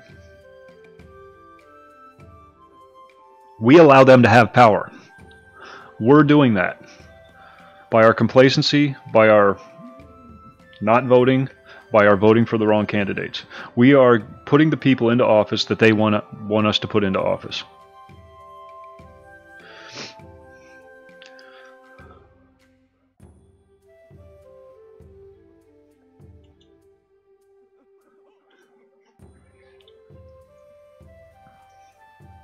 It doesn't matter who is calling the shots. It doesn't matter, you know, Jews, lizard men. It doesn't matter.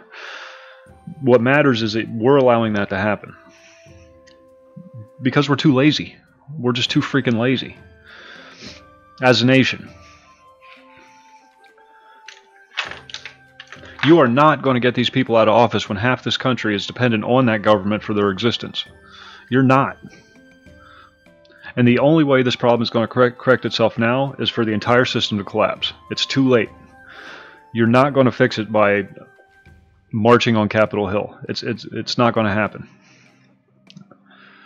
The whole thing has to collapse and has to be rebuilt again from scratch. And we have to start again. And when it does collapse, people have to be ready to rebuild. You can't turn to the government to rebuild it because they're the ones that destroyed it.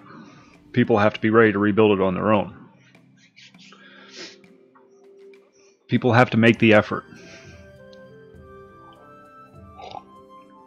What do the dollars matter? The dollars are useless. The dollars are worthless. Literally worthless. You could have a whole truckload of dollar bills out there and they're absolutely fucking worthless. It's pieces of paper. That's all they are. They're not backed by anything. They're not worth anything. They're valueless. We give them value.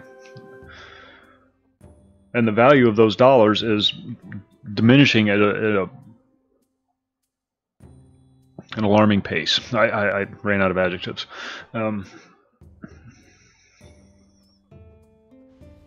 You have more people in this country now that are dependent on the government than are not. Do you think they're going to give up their meal ticket? Honestly, do you think they're going to give up their meal ticket? Or do you think they're going to continue to vote for that meal ticket? So the only thing you can do right now... Oh yeah, we are. Yeah, of course we are. But nobody's fighting it. They're not going to give up that meal ticket. They're going to continue to vote for it. They're going to continue to make sure that it stays there, because the more it stays there, the less they have to put into the system. And laziness is easy. Working is hard. Making an effort is difficult. Getting a handout is easy. And you've got people that have been doing this for generations.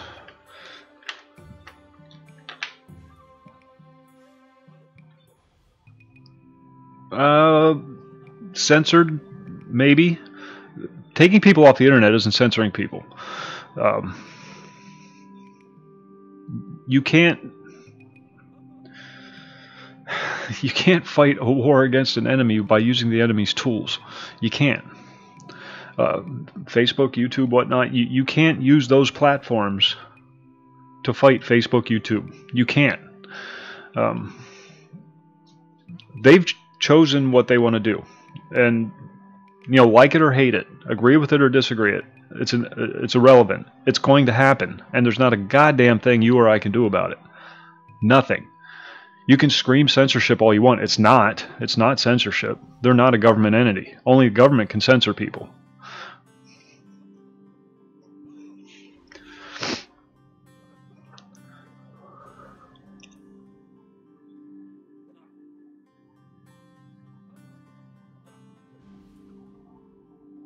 I'm not disputing that at all. I'm not.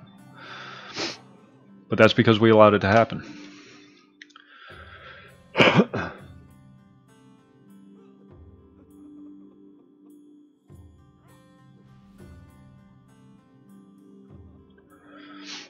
There has to be a person to lead the charge, though. Without that central focus, without that George Washington, for example, without that unifying force, you just got a bunch of people flailing around. Nobody's getting anything accomplished because this guy's too busy yelling at his neighbors for being liberals, and this guy's too busy yelling at his neighbors for being Nazis. Okay, nobody's accomplishing anything. They're just a bunch of people just running around. Blah, blah, blah, you know, nothing's getting done. There's no focus. There's no unifying force, and there's not going to be, because that's, you know, part of the program, of course, is to keep everybody separate, keep everybody divided, so that they don't have a unifying force, and then they make it illegal to take up arms against the government. Convenient how that works, which is what the Second Amendment was there for in the first place. Not that I'm, you know, of course, you got to be careful about saying these things because then you get deplatformed.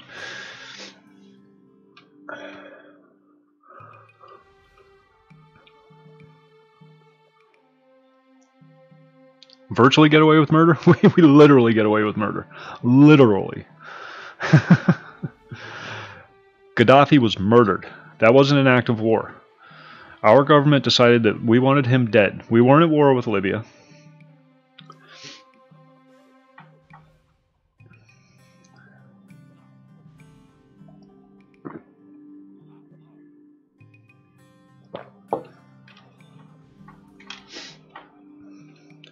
Throughout history, that's been a destabilizing force for kingdoms, nations, from 500 BC on. Everybody knows. Everybody knows.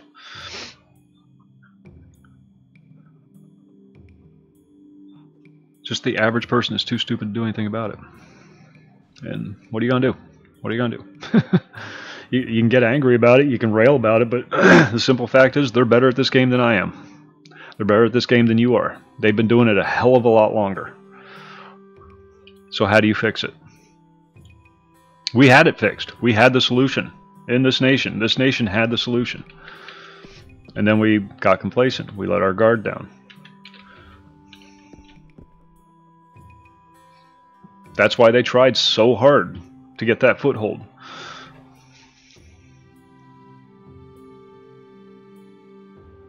And once they did, they ran with it. So, people choose their fate.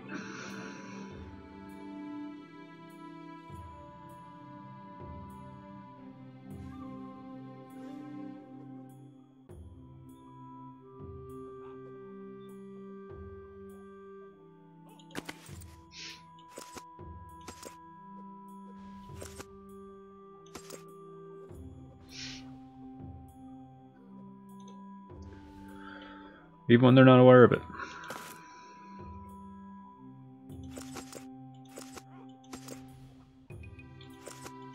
I don't know how that works.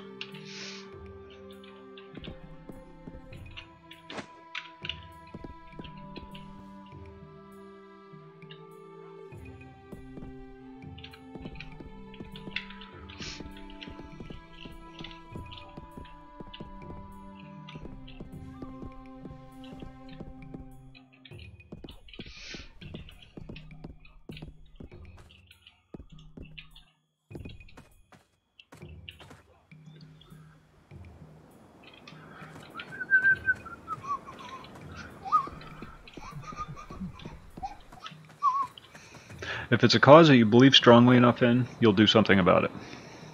That's all I gotta say.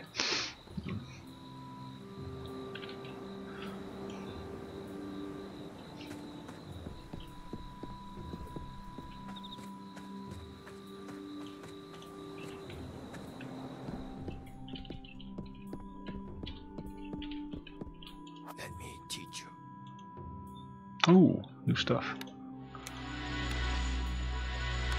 Learn. Sacrifices. It's all about sacrifices, dude. And the fact that nobody's willing to make them. So what? Who takes the media seriously anymore? You'll be demonized by the media, you'll be lauded a hero by others. And doesn't matter. Doesn't matter what people say. Honestly. If what you're fighting for is true and just, doesn't matter.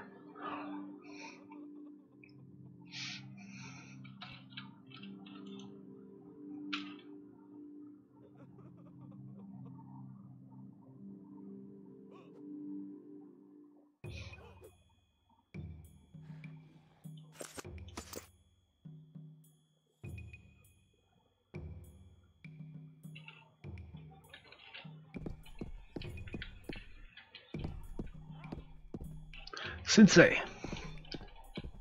Huya. No, I'm just going to try and kung fu that guy.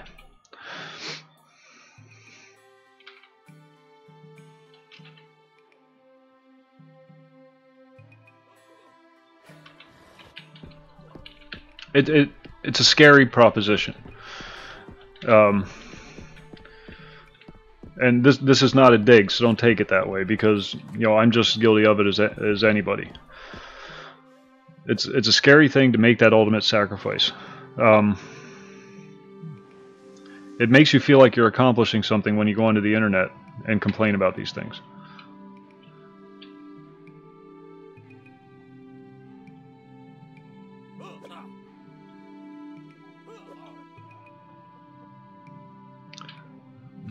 It's not just you, it's anybody. It's Sargon, Styx, Molyneux.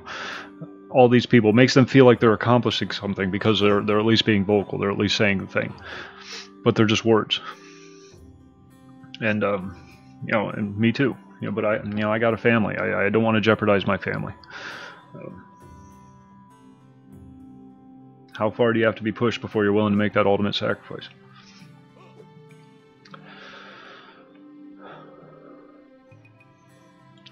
Weapons in this game are really cool looking.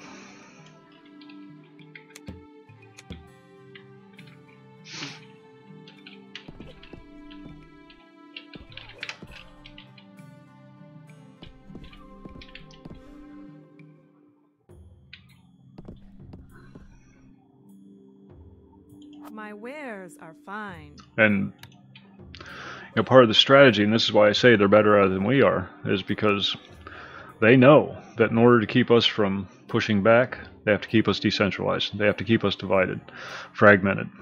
And it works. It works wonderfully. It's working right now. Anytime the right wing guys go on a march or prayer meeting or whatever the hell it is they do, the left shows up and starts trouble, and vice versa. And they're so busy bickering amongst one another that they're not even focusing on the real problem. They're just too busy getting revenge. Too busy, But neither one of them are doing a goddamn thing. Except, well, the left is doing a little more than the right, but neither one of them are firmly enough convinced that their way is right, that they're willing to make those ultimate sacrifices. The left beats up a lot of garbage cans. Occasionally they'll gang up on somebody, when they're not looking. And the right won't do a goddamn thing. A goddamn thing. They just sit there and take it like little bitches. So, and instead they should be unifying and pointing all that rage in the right direction. Exactly. At the end of the day, we all live in the same country. We all use the same garbage man. We all buy our groceries in the same store. We send our kids to the same schools. Although, you really shouldn't. I'll be right back. Get me all worked up. Goddamn people.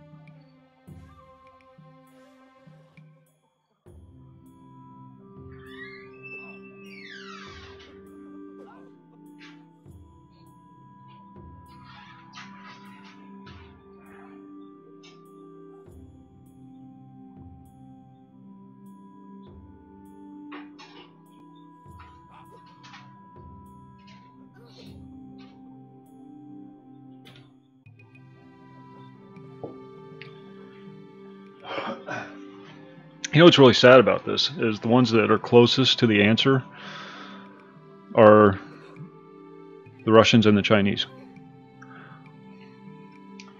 They're the only ones that are pushing back against this kind of thing.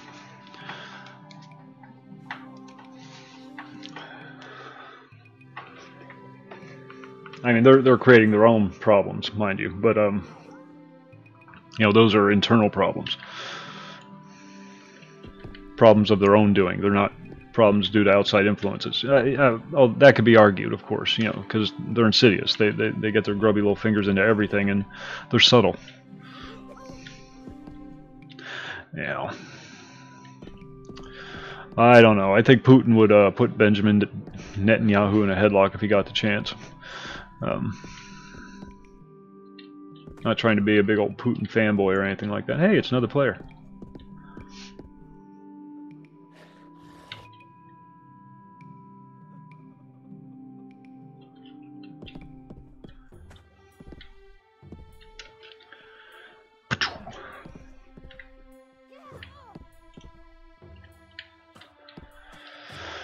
So, the first step to fixing the problem is identifying the problem.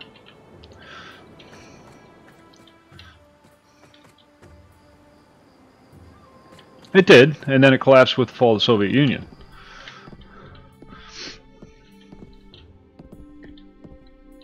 Absolutely, absolutely, not disputing that at all.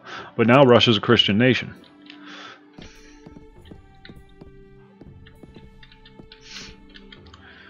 Bringing down that wall is the best thing we could have done. Yeah, it is. I think that guy, you know, unless I'm mistaken, I think that guy that was up there may be somebody important. You know, like the admin or something. But, you know, the Russians have had so many years without faith that they don't even know what faith is anymore. And, you know, they'll go through the motions. You can't praise Christians at all because it's you know, Christianity is just a spin-off of Judaism. So is Islam. You know, you had Judaism and then you had those two branches that popped out from it. The only ones that are on the right path are the Buddhists, and that's not even really a religion. It's just a, you know, a code for living. Okay, so you identify the problem. What's the problem? The bankers, the Jews, you know, whatever you want to call them. No, that's not the problem. The problem is the people. The problem is you. The problem is me. The problem is everybody that goes along with it. Everybody that refuses to fight against it. Personal accountability.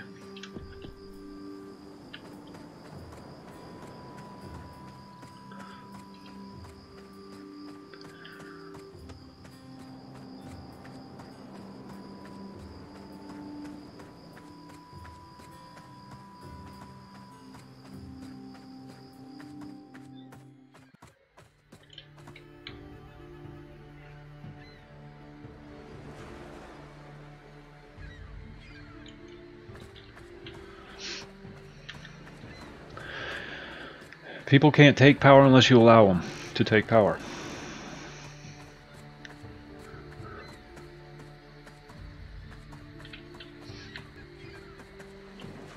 We have moved on to the next town. This is neat.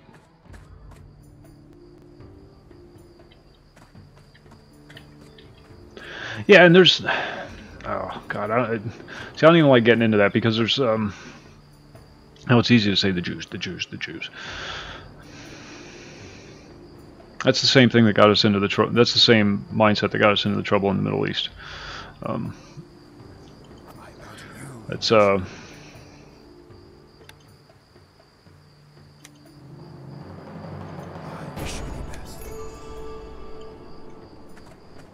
What am I trying to say? Have you found your path? Diplomacy quests. I don't want any diplomacy quests. I want adventuring quests. I'm starting to learn the difference.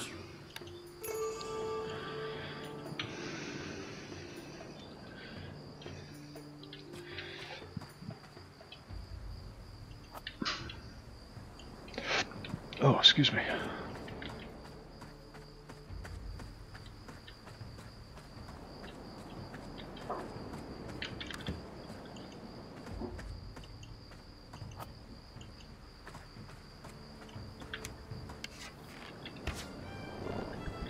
Check that out.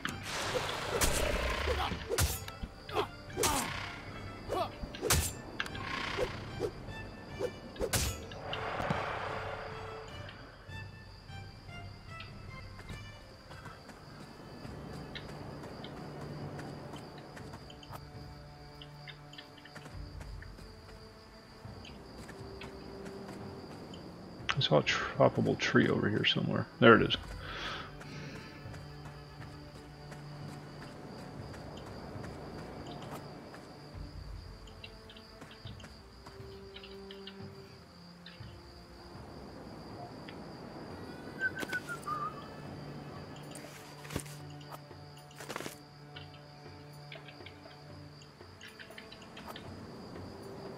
Look at me, I'm chopping wood. This country was free of that for a long time. And we fought against it tooth and nail for years. And then, you know, of course, we all know how that turned out. In 1913, something like that. Early 1900s. Because we got complacent.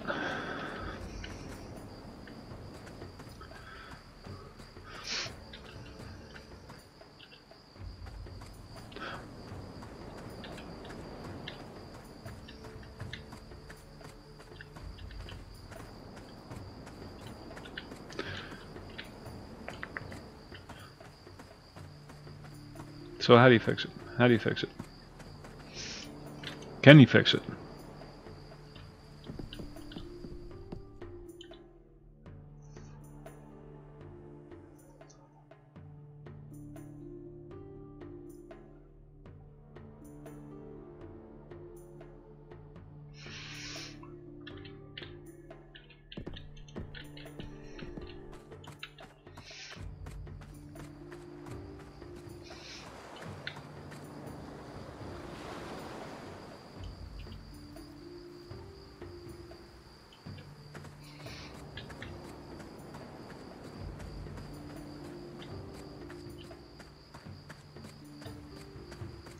Razor shell snapper.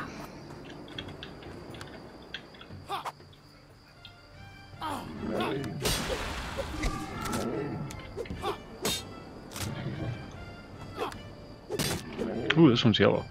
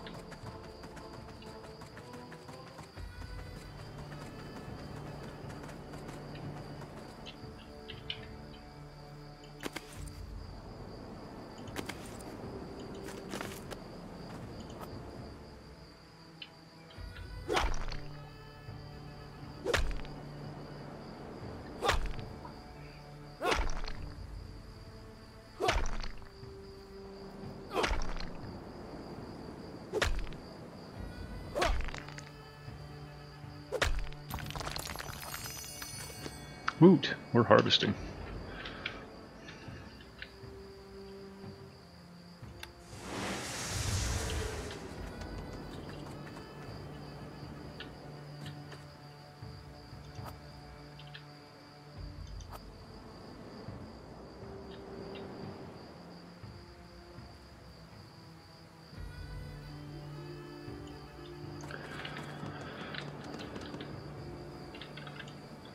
That is a step.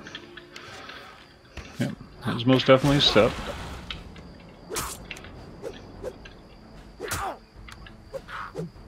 But at least... Oh, I don't even know. I don't even know. I think I took Artifice.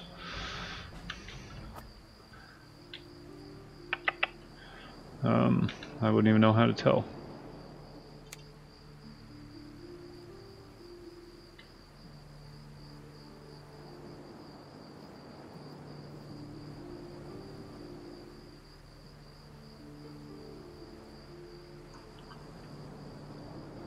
I'm sure there's a way to tell, but I have no idea.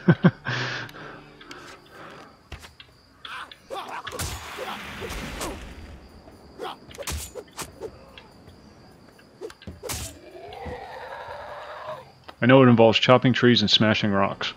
Beyond that, I can't tell you. The trade skills don't even work. So you can gather resources, but I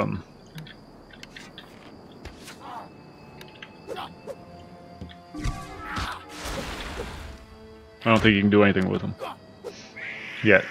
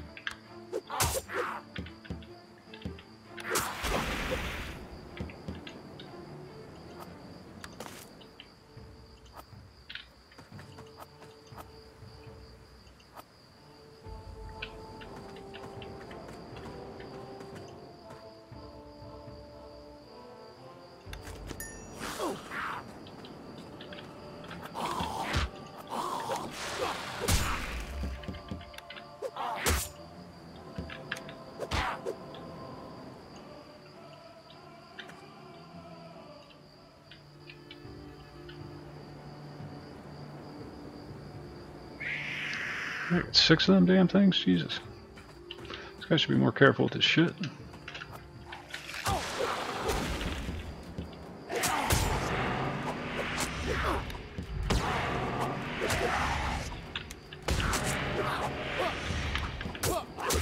Uh-oh. We might be dying.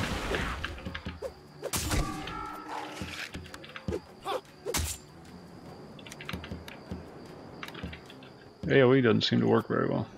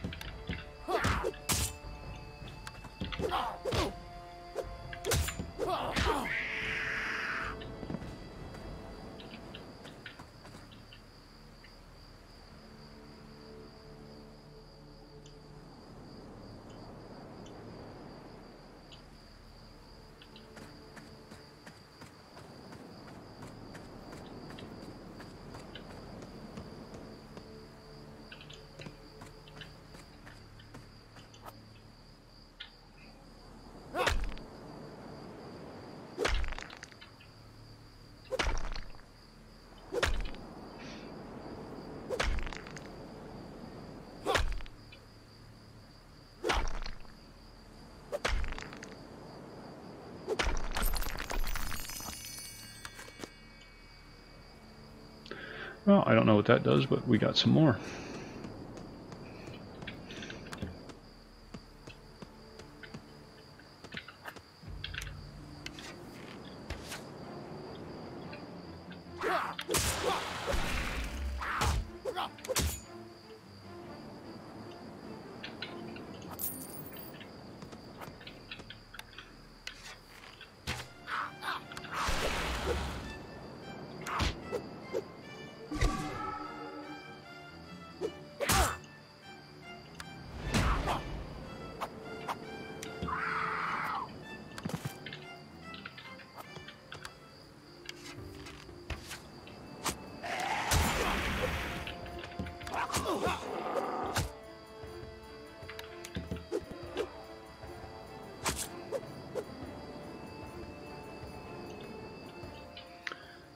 Bitches need to die faster.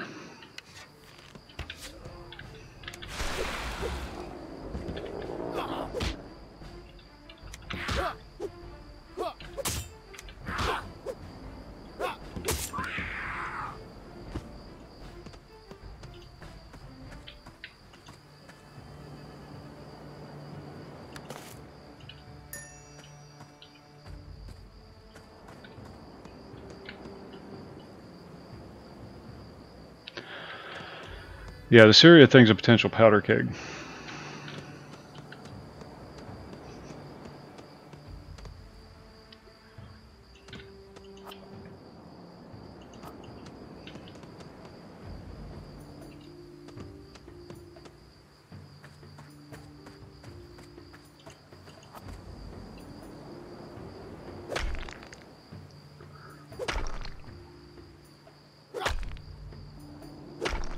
There's so much going on, and so much of it's just bad.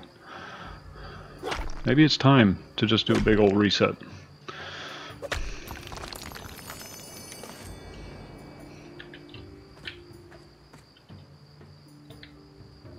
Bolton is chomping at the bit to go to war.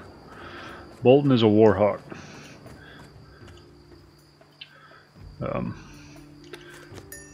Any excuse or no excuse at all.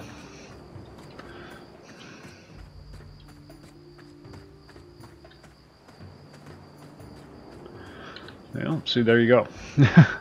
I think the appointment of Bolton was a big mistake because he has a history of just looking for excuses to go to war because he's part of that. He makes money off of it.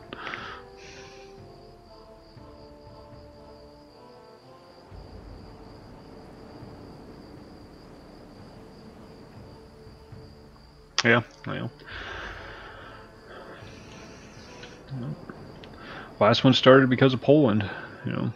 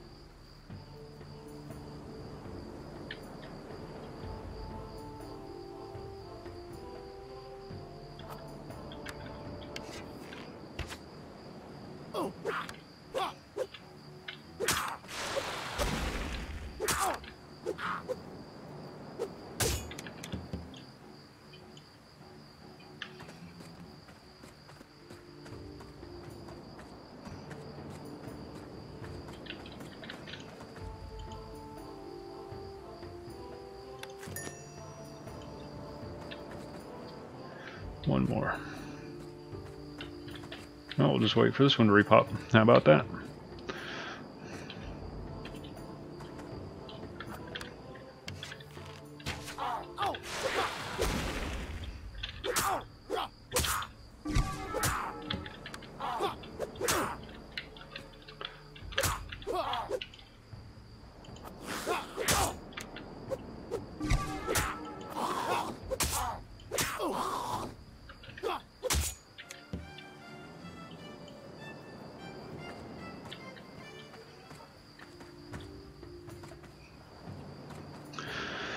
Who do you trust and who do you not trust? You know, that's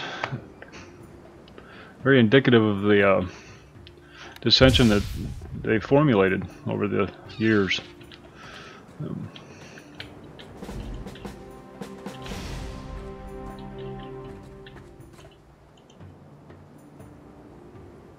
The division,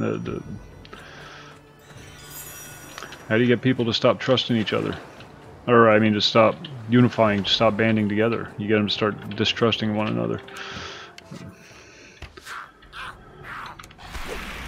Anybody who makes money is a Zionist. That's just the way it's going to be.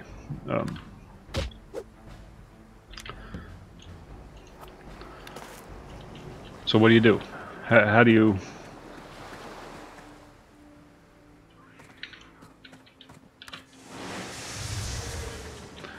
How do you trust somebody when nobody's trustworthy?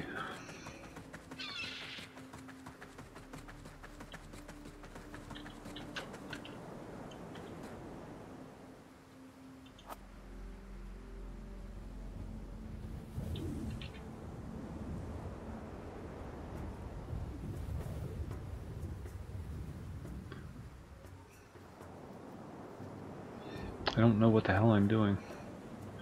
No idea.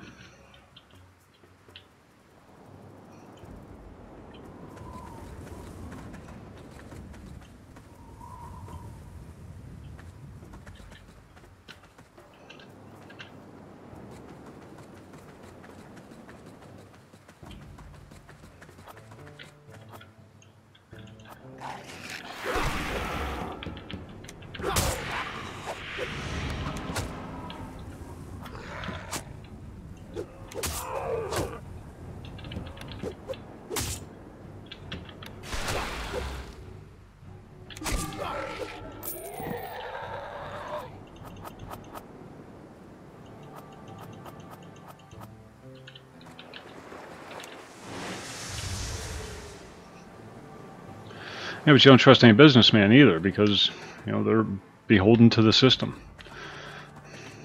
So you can't trust politicians, you can't trust business people.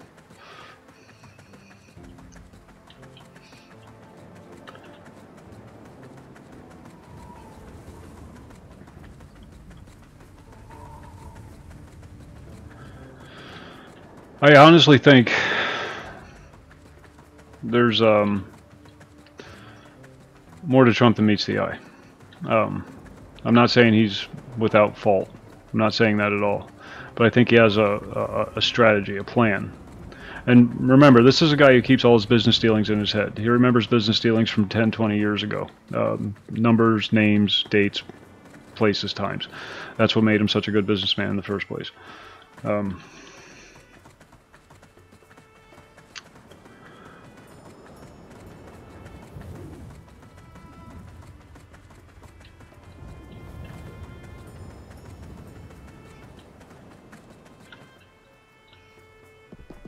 And maybe he's following one of those keep your friends close, keep your enemies closer kind of deals. I don't know. I don't know. I don't have access to all the information. I don't know. It's options, possibilities. Who do you trust? Who do you put your faith in? If you can't trust anybody, then you got to do it yourself.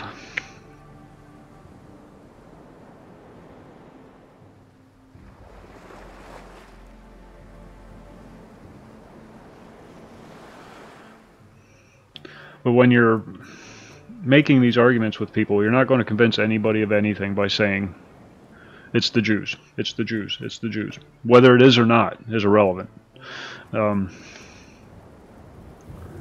They didn't get to where they were by hitting things with a sledgehammer. They didn't infiltrate the culture, the society, by, with a big wrecking ball. They did it with a scalpel. A little bit here, a little bit there. Bing, bing, bing, bing, bing.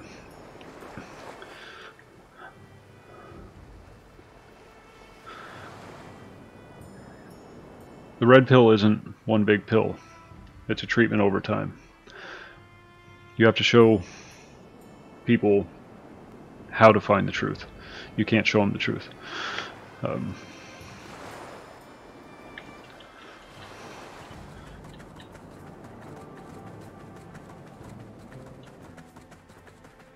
It's aggravating, it's frustrating. But if you come off screaming Jews all the time, people are just going to ignore you because you sound like one of them. You know what I mean? And I'm not trying to be a dick. I swear to God, I'm not. I came to my realizations not through wham, but through years of reading and researching and learning.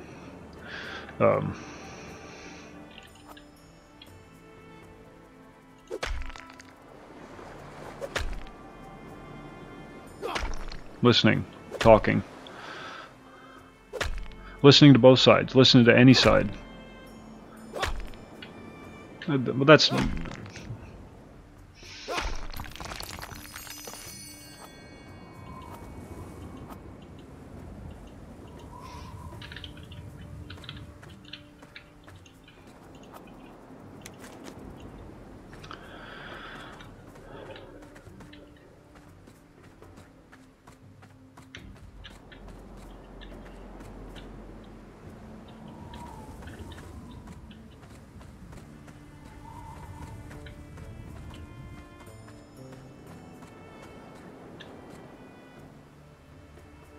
Why are all these bad guys in town with all these good guys?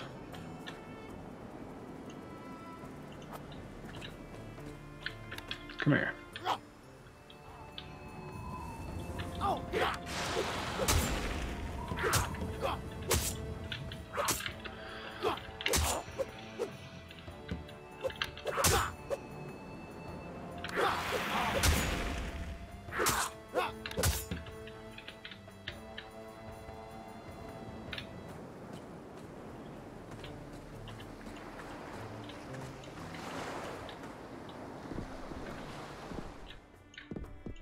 Expect the finest. Show me your wares.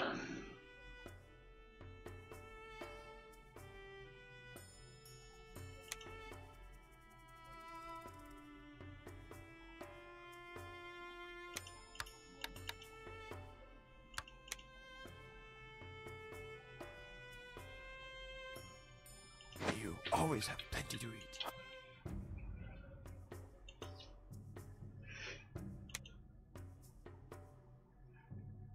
Huh. My wares are fine.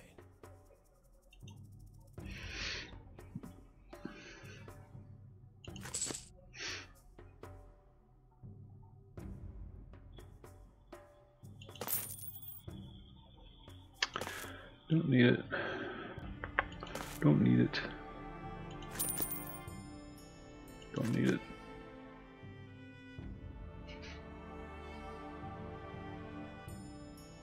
Basically, I already have it.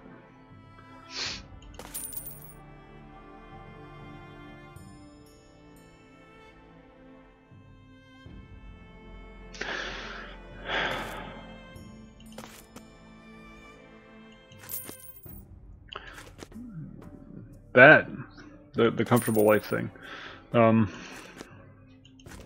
is the trap that we fell for. Pleasure. Nobody wants to give that up. Nobody wants to give that up. Things are pretty good. Even me, you know, we live below poverty level, but we still live a really comfortable life. My wares I are have fine. broadband internet, you know, roof over my head, clothes on my back, food in the cupboards. And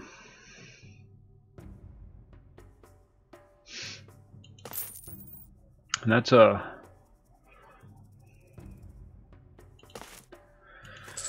tough to give up, tough to sacrifice.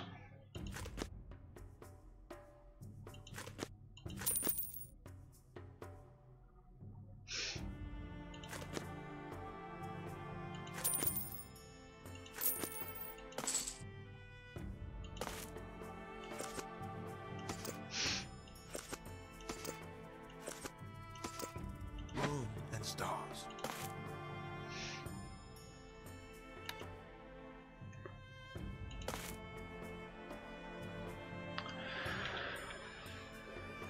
I have a basalt slab. Look at that.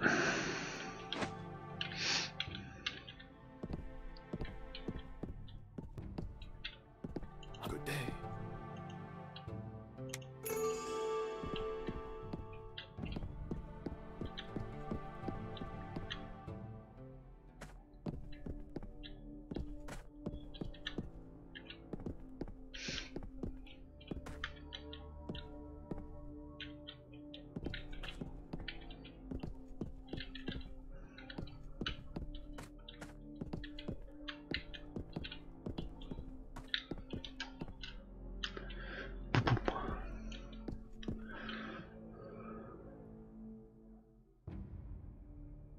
Yeah, yeah. For the average person, that's really all you can hope for. That's the best you can hope for. You know, if you're single, do the best you can with what you got. You know, if you have a family, do right by your family. It's frustrating. And it's aggravating because no one of us has the power to change anything. No one of us does. And it's not until there's this massive unified front. And I'm honestly of the opinion that it's too late for that. The country's too divided. The country's too alienated. The country's too cocooned. It's a fairly safe bet. You don't know half the people in your neighborhood.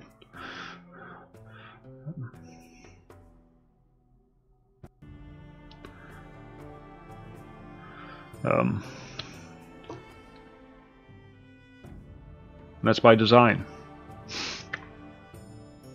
Get people off of trains and get them into cars so that they're not socializing. Get people out of the theaters and get them in front of the TV.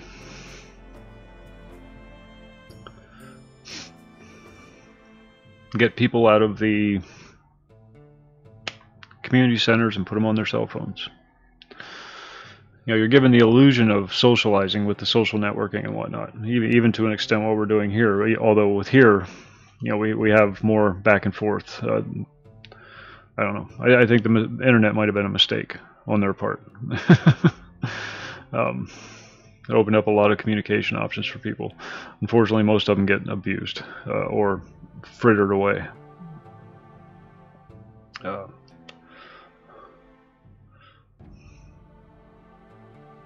Get to know your neighbors. That's how you can start. Get to know your neighbors, and regardless what their politics are, look past that. Just forget about that for now. Don't even discuss it. Get to know your neighbors, then get to know their neighbors, and so on and so on until you know everybody in your neighborhood on a first name basis. That shit's contagious, and people like that. People like being a part of something. They like being a part of a relationship, a couple, and then that couple likes to be part of a neighborhood, and that neighborhood likes to be part of a community. You see, that's how the individual can take it back.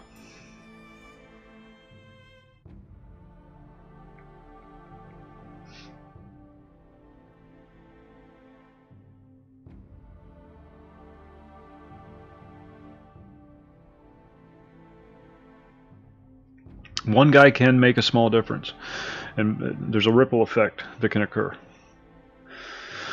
You make friends with your neighbors, and then once you and your neighbors are on friendly terms, you can start having conversations. This isn't something that's going to, again, they didn't achieve control in one big sweeping motion. They picked. They picked a little bit here, a little bit there, over years, mind you, years. You're not going to take it back in one sweeping motion. It's just not going to happen because there's too many people who think differently than you do. There's too many people who are going to fight back against what it is that you're trying to do because they're still immersed in that mindset that the government is good, that this cabal of power brokers is a conspiracy theory, even though that's who's fucking paying them. Oh, there's no conspiracy by large multi-billion-dollar globalists. George Soros just pays my salary. You know what I'm saying? This is the mindset you're dealing with, and you're not going to change it by just rah, rah, rah. It's not going to work. It's not. Get to know your neighbors. Get to know their neighbors. Get to know the people in your neighborhood. Make friendships, or whatever. Start having dialogues. But don't start the conversation with the dialogue. That's the failing. Everybody wants to just jump right in there and just, well, you're wrong. No, you're wrong. You're wrong. Okay, there's some give and take here. There's You have to have some of this and some of this to achieve a balance. It's your responsibility as the ignorant to educate the ignorant. They don't know to look for this information. They don't have the desire to look for this information because they don't see how it's affecting them. And, well, I mean, what are you going to do?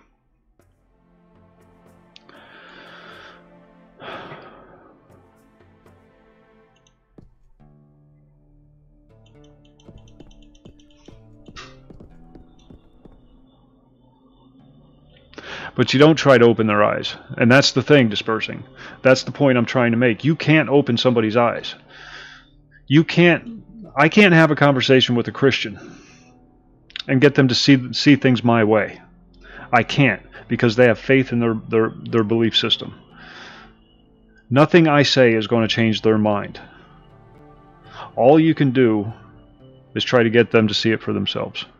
And you're not going to do that by trying to convince them. It's a subtle thing. It's a little nudge here, a little, a little piece of information there. The little things. You're not going to change people's minds. You can't. All you can do is point them in the right direction. I flat out refuse to have a religious debate with the devout anymore. Because they're always trying to convert me into their belief system, despite the fact that I've never tried to get somebody to not believe in God. But that's my point. I mean, I'll discuss the philosophy. I'll do that. But once it comes down to, the belief system, no, that's off limits. Because nothing I say is going to convince them that they're wrong, and nothing they say is going to convince me that I'm wrong. And the main reason for that is because neither one of us can prove it. Unfortunately, in this fight, in this situation, there is a right and wrong. There is proof. But you're not going to convince them of it by hammering that point home, by arguing. You have it by you open, and they're going to, some of what they think is going to brush off onto you too. That's part of the give and take. You present each other with information, and then you allow each other to come to their own conclusions. But the information has to be presented from both sides.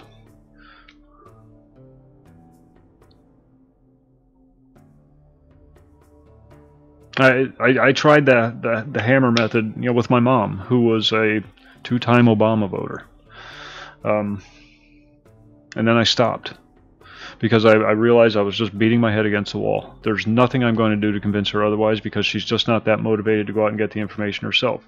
So just a little bit here, a little bit there. And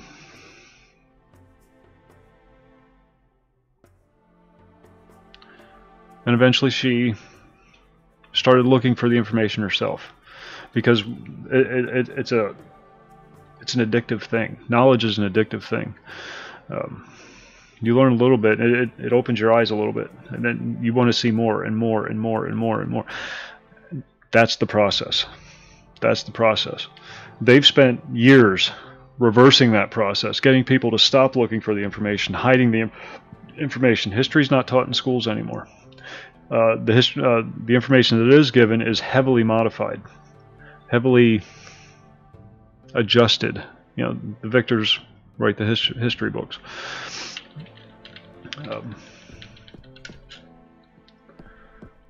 But years, and you're not going to undo that in an afternoon. You're just not. It's too deeply entrenched. You can't do anything on a large scale. But if you can get one person to start looking for the information themselves, to start opening their eyes, and not by force, just by pointing them in the right direction. Exactly. Yeah, it's you can't truly be devout until you become an atheist. was kind of my mindset, because it's a liberating thing that allows you to, well, who is it? Peterson, Jordan Peterson. He professes to be a Christian. His reason for being a Christian is not that he's really necessarily devout or a firm believer. It's just he can't disprove it. And in a situation where you can't disprove it, you either believe or you don't believe. He chose to believe, not because he's necessarily devout, but because simply because he can't disprove it. He's an analytical person, though. That's how they do things. Emotional people don't do it that way. And there's going to be obvious cases where you're just wasting your breath. They're never going to take that step. So you move on. You find somebody else. The neighbor on the other side, for example. Maybe he's a little more intellectually gifted. Maybe he's a little more willing to have a conversation. My Uncle Rich, dyed-in-the-wool liberal. I can sit down and have a conversation with him, and we both take something away from it. Neither one of us tries to convince the other. We've gotten past that.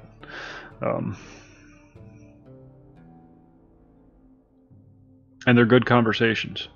I take a little bit away, he takes a little bit away. And we've both grown as a result of it.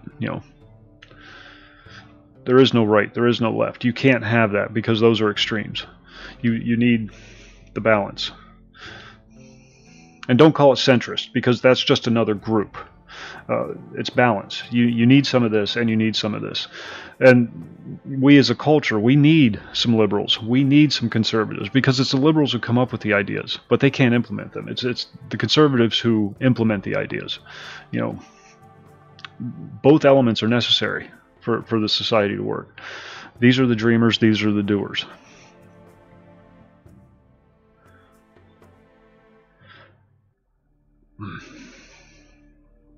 It's aggravating. It's frustrating.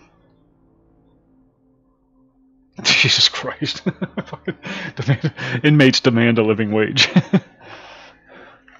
Yeah, exactly. There has to be some variety. There has to be some different ways of approaching a problem. And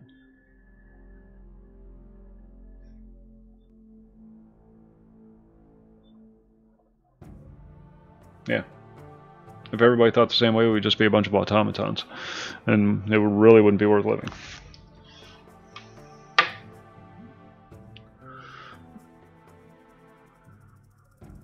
Some nameless, faceless architect built the Sistine Chapel, but it was Michelangelo that made it beautiful.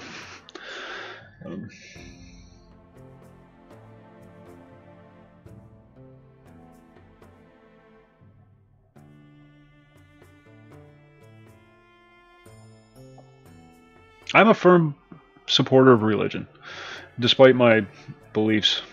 And it is a belief. It's not a lack of belief. It's a belief.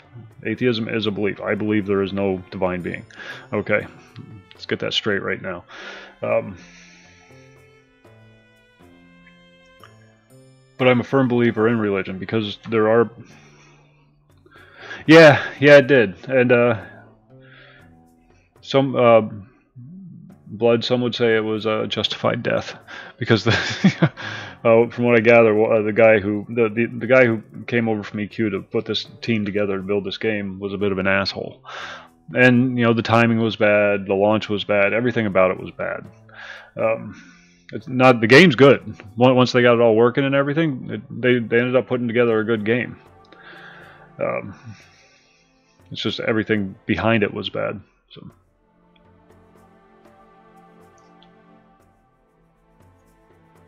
I forgot what I was saying. I'm going to get a coffee. I'll be right back.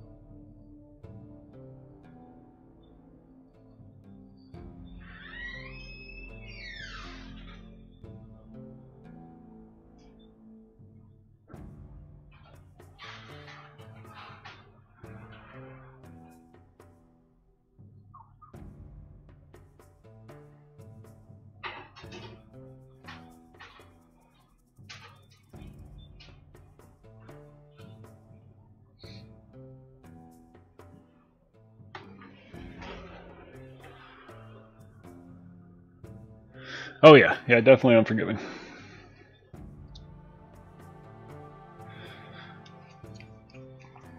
There's been so many games that have had bad launches, not counting Bless, of course. Bless is in a category all its own, that have pulled it together. But you know, this game, you know, like Anarchy Online, there was pressure to get it out, and it wasn't ready, and you know, it fell victim to something on me. It fell victim to what so many of these games fall victim to, is the need to make money, and you know, it's understandable, but it's also unfortunate.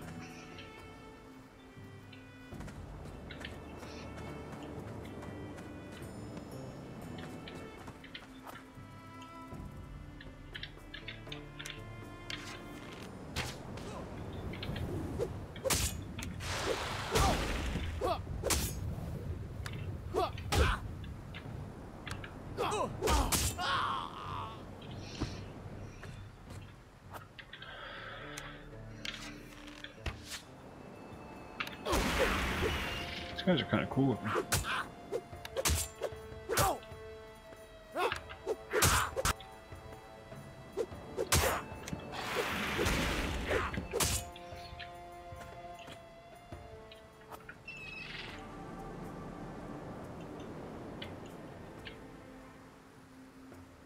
Supposed to be doing something with scout markers, and I have no idea what.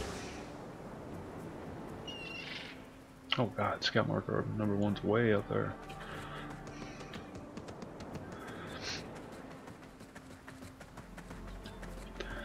And there's only so much room for MMOs.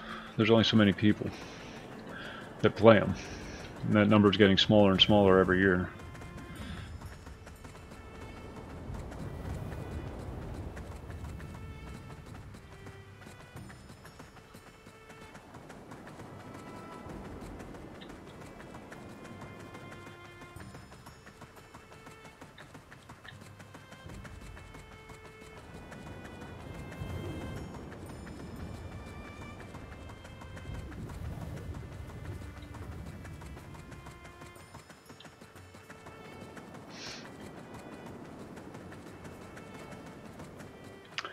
But that's why we have emulators.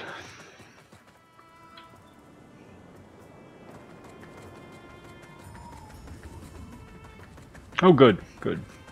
Might not have to worry about the economy then.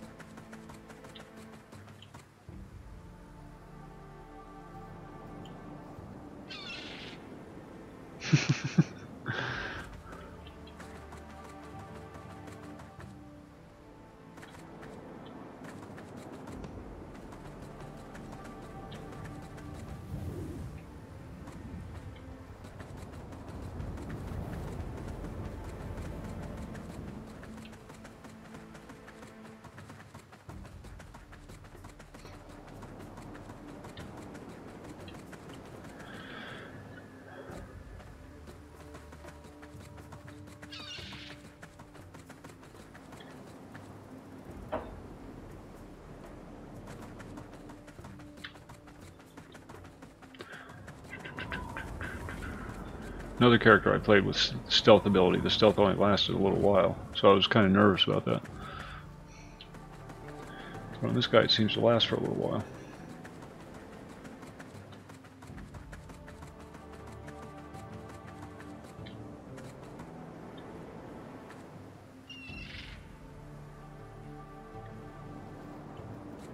Okay, I'm missing something.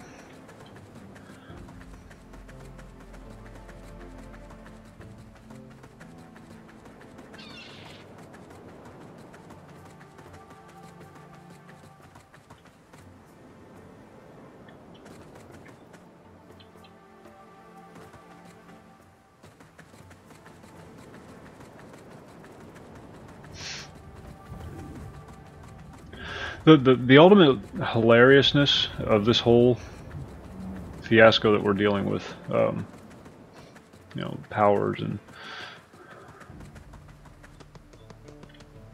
yeah, is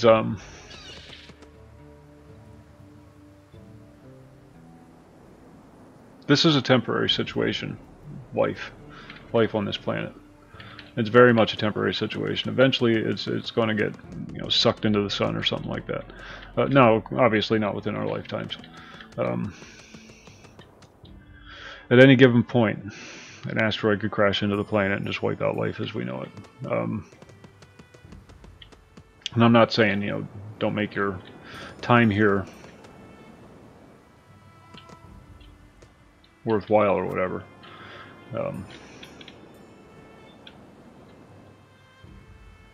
But ultimately, it doesn't matter. We're just a tiny little rock hurtling through space.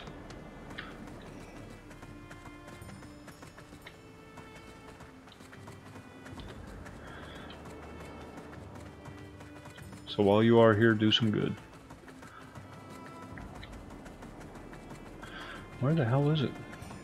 See, it's this red marker. I don't know if you guys can see it. Oh, no, I guess you can't. But there's a little red marker right here on my mini-map that I'm trying to get to. And it seems to be on top of this mountain that I can't scale.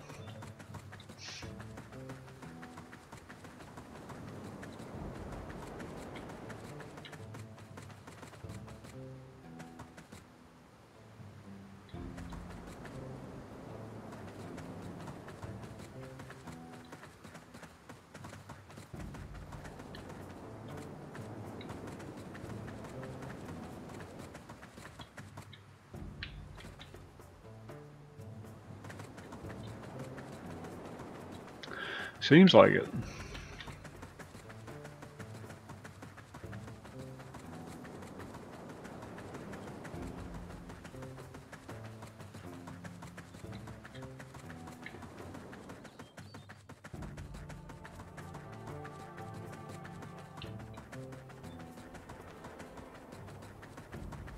Ah, maybe there's a back door.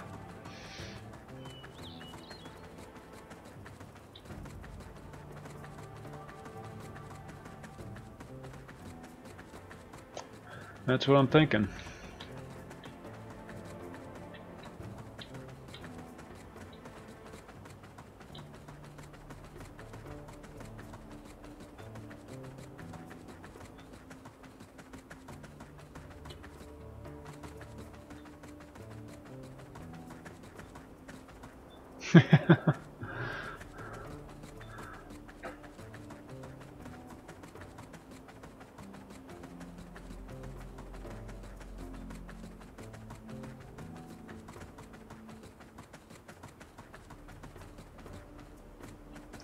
Well, if nothing else, we're getting some exploring done.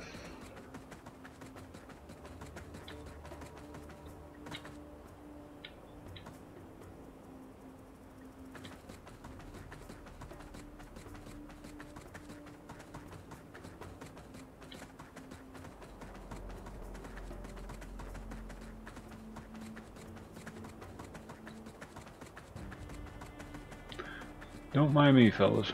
I'm just passing through.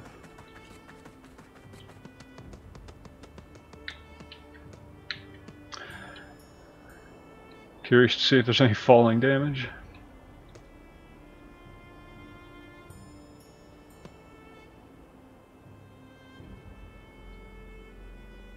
I know I am.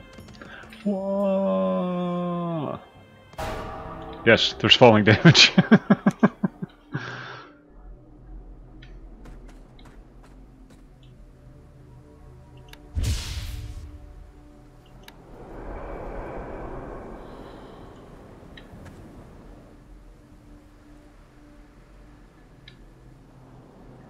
What's this over here?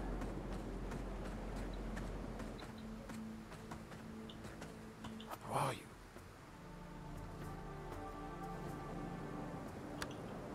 You can rent a Pegasus? Follow the stars.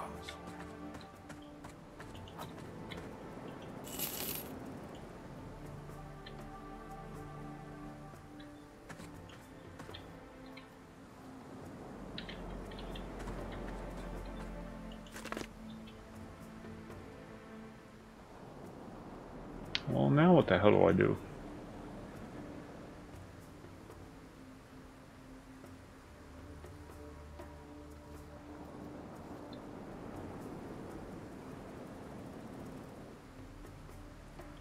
Oh, I'll bet that's how we get up there. I'll bet you.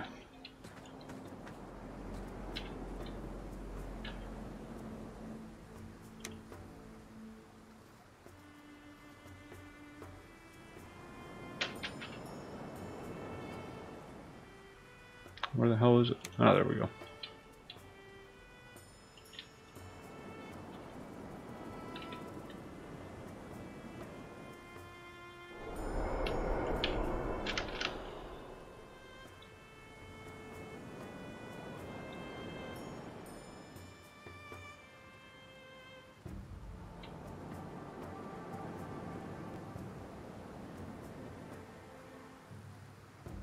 Uh-huh.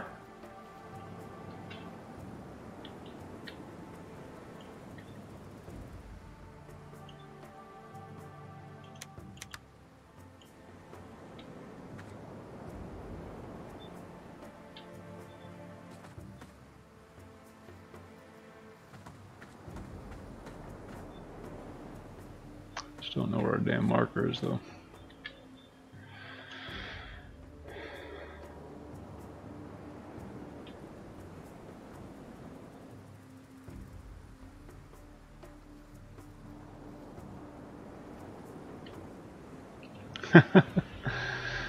No more fast food workers, I guess.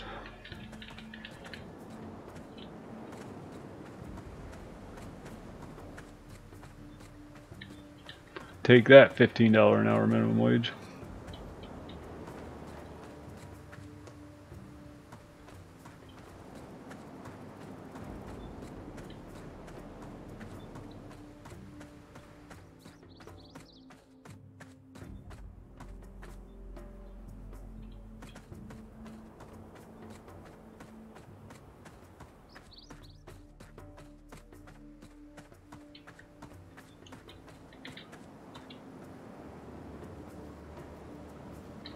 Yeah. I'll have to get college degrees and spend the rest of their life in debt.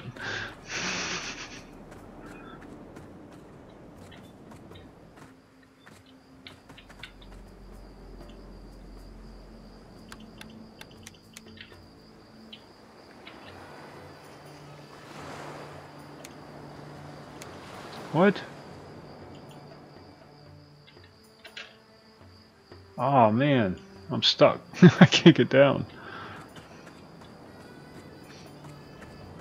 My mount's gone. It's a one-shot deal.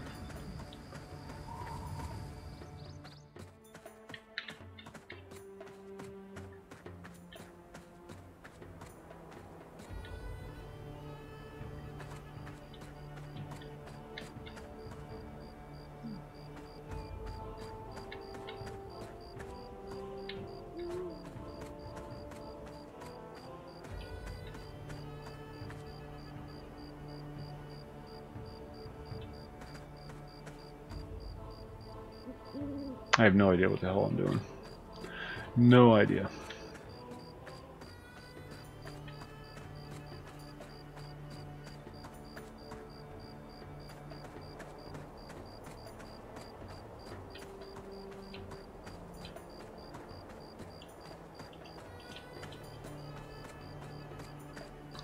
I haven't seen anything that even remotely looks like a marker of some sort, though.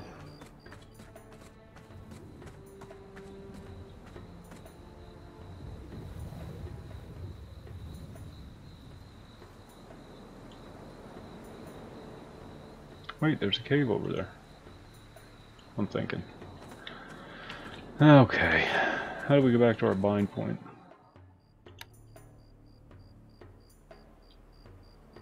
What?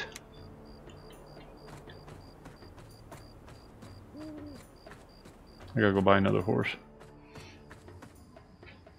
Whoop. Nope, thought we were dead.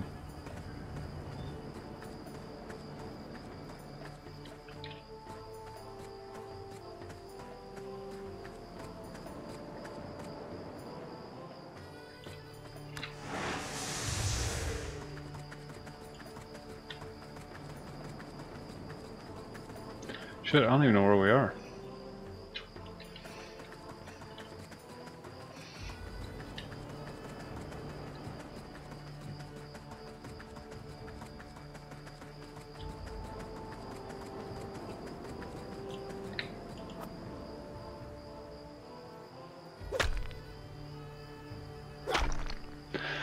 I don't think you have to actually do a corpse run. There's no real death penalty. Damage to your gear, but that's about it.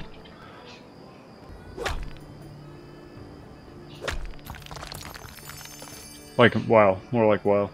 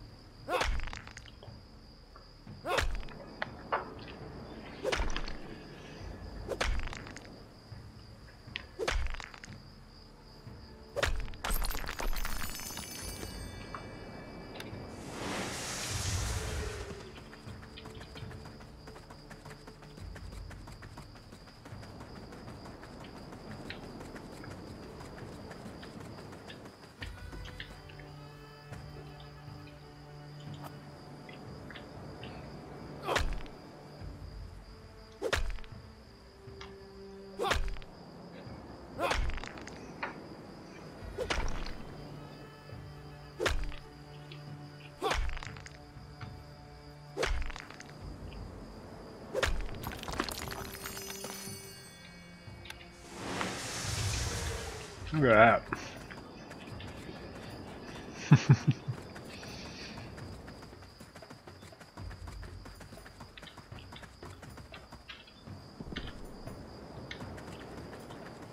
Oh, hey. Fair day, traveler.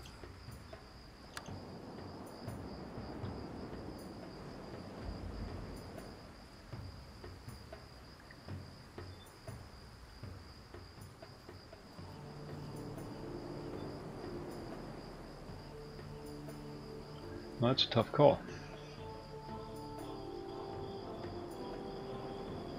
I wish you the best.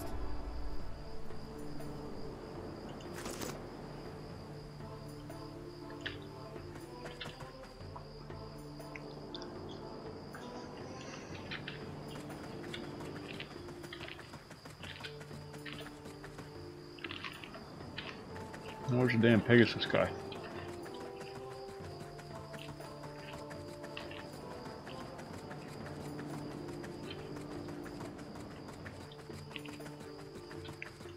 I want to go up there.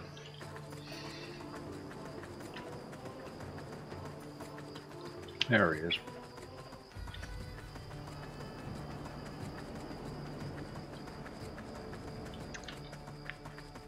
Have you found your path?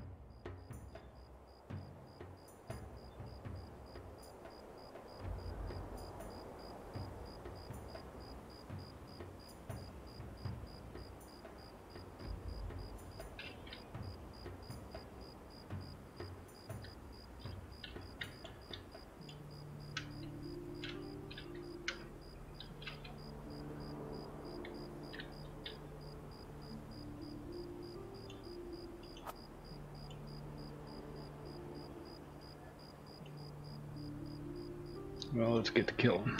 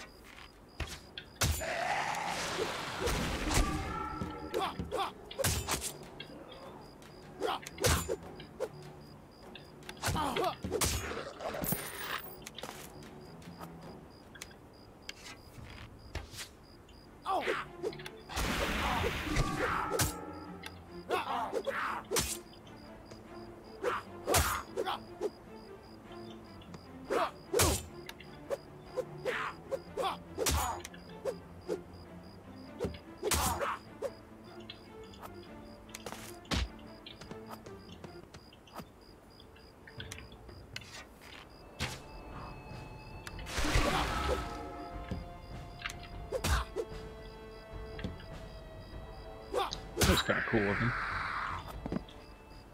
Oh, it's got stuff.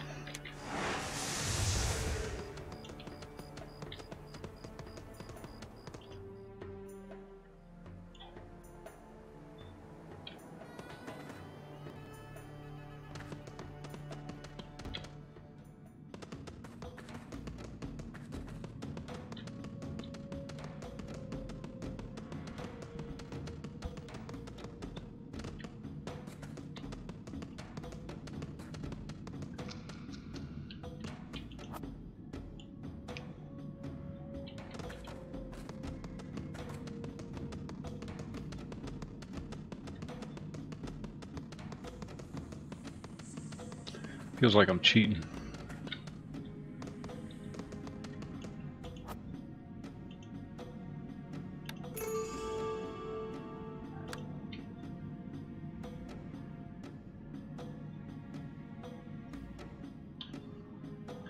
Yeah, it's like some little Buddhist monk or something, or a Buddhist monastery or something.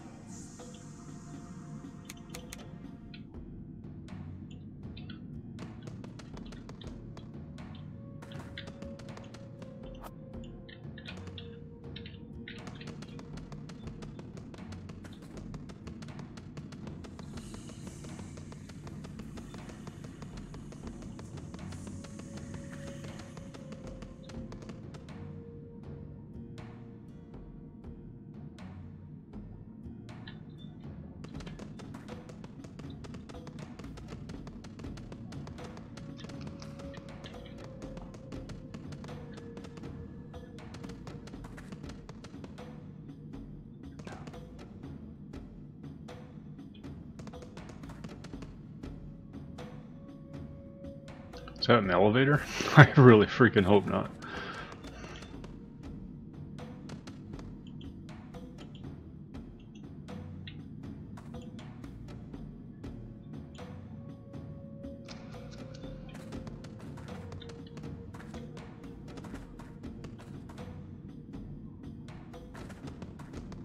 I don't know what to do.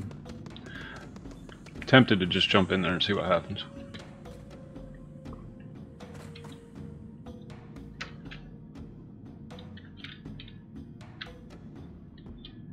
Uh-huh, see?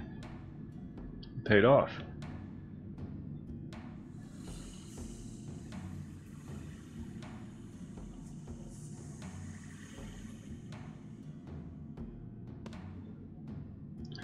And there's a big wall of fire.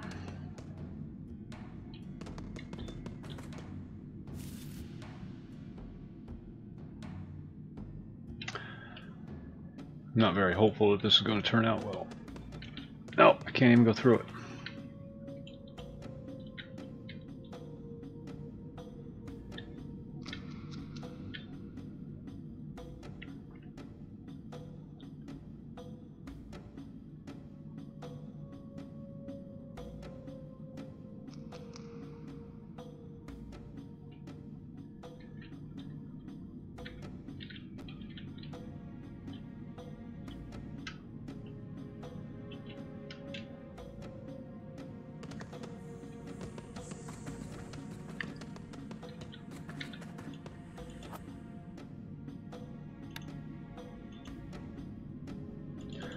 There's a thing.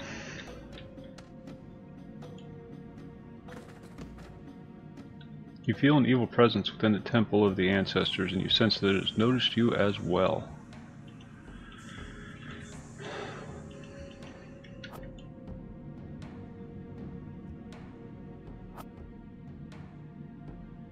God, they're level 24. Okay.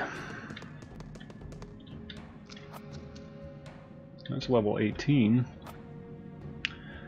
Oh no, it's never mind. Level 8. Derp. I keep doing that. Level 10. They're level 10. 9. Level 9. Level 10. I don't know what to do.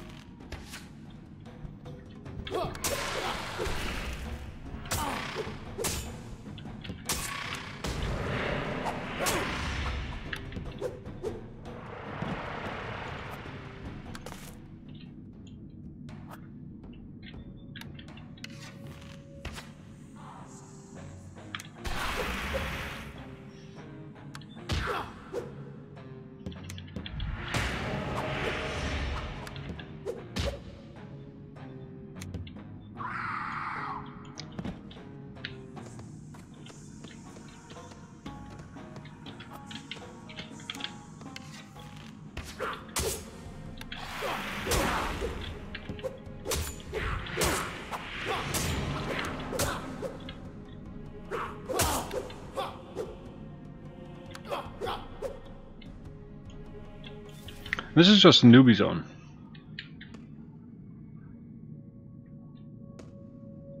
Oh, good. I mean, not good, but good that it's easy to treat. Whoa, that was a mistake. Oh, this is how we're going to get home. Sorry to hear that, but...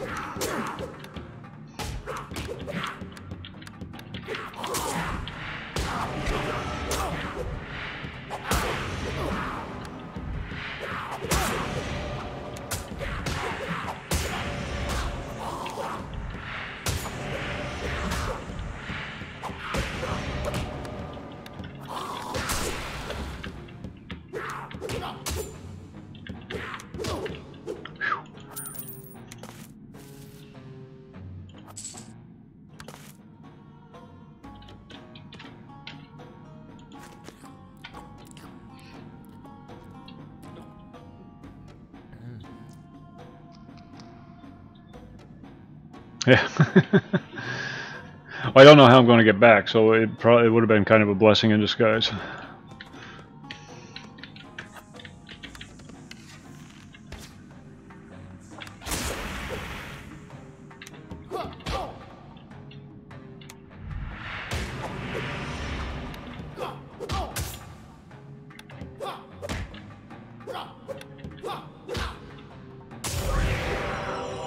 Ding.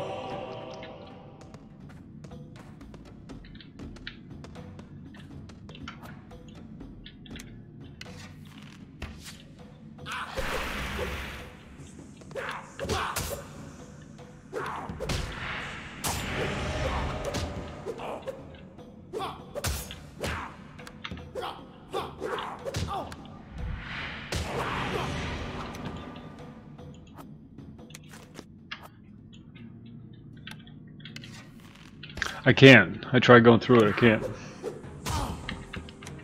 It's just a solid wall.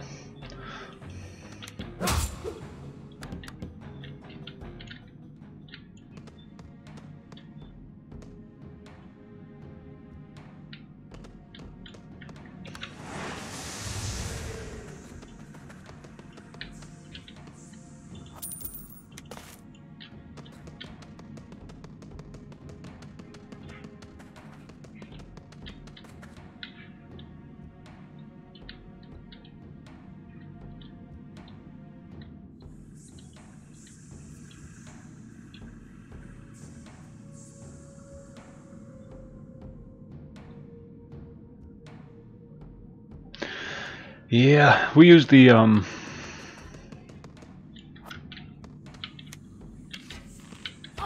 right, a CRISPR's method of determining food prices. That's how we've been keeping track of the increase of them over the years.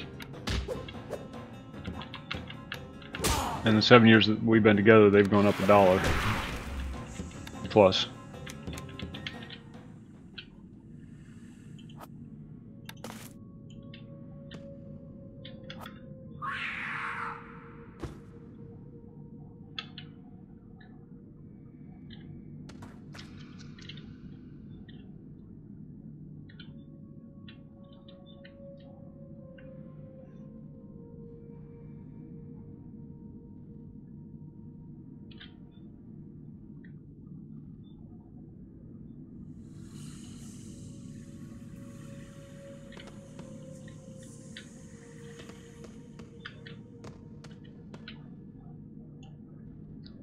I need Eyes of Pain.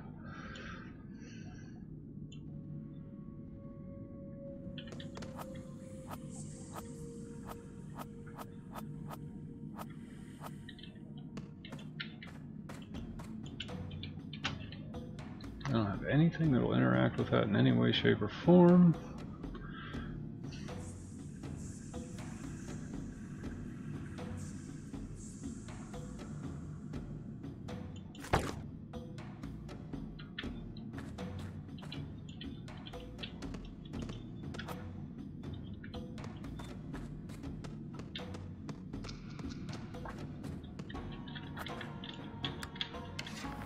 Oh, you can use arrows with crossbows too.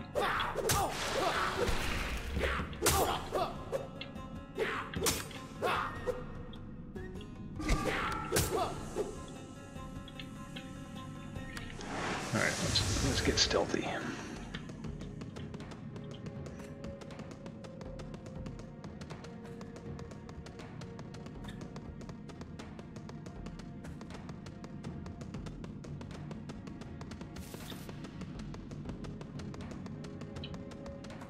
Yeah, got to burp to go back down. Oh, there's our Eyes of Pain.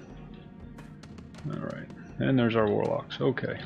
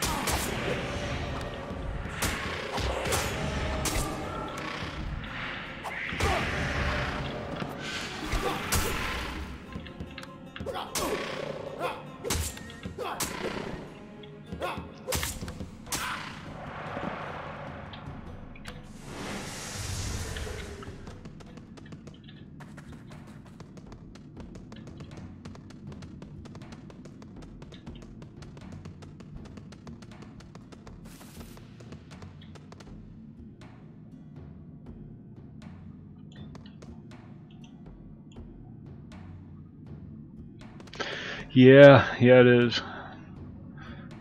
Ours hasn't been up in a while. I mean, we were under, you know, the initial, oh, what the hell's it called? Introductory offer. And that expired, and it went up a fair bit, of course, doubled.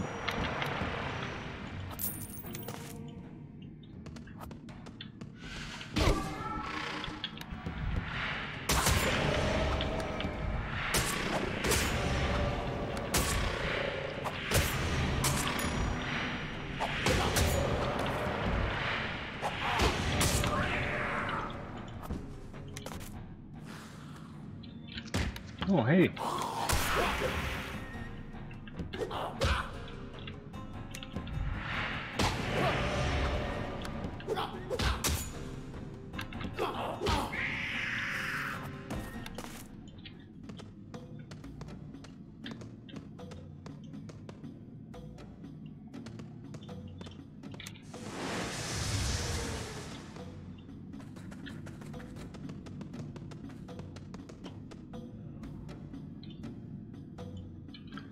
There's things in here that look like I should be able to interact with them, but don't seem to be able to. Need to kill one more Eye of Pain.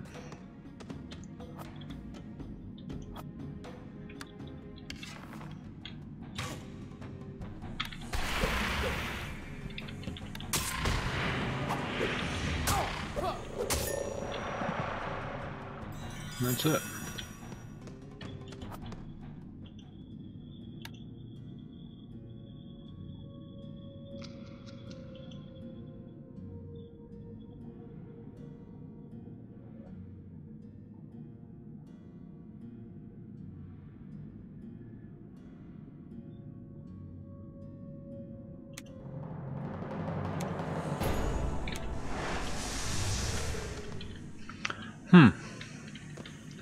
Interesting.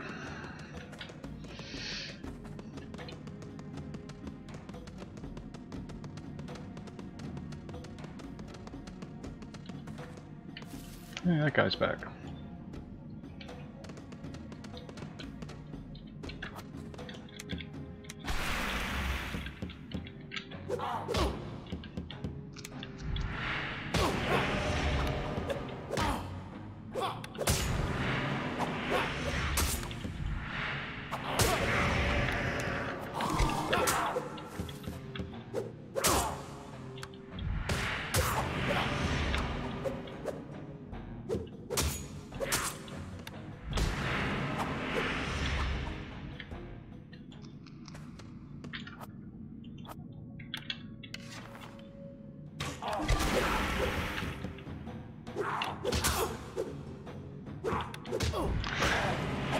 It's got the ogre chest piece. See that?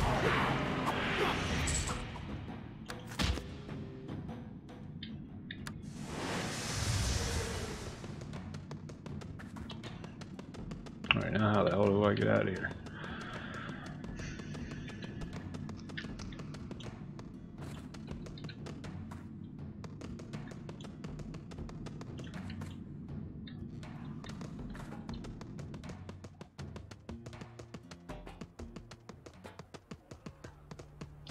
And how do I get down?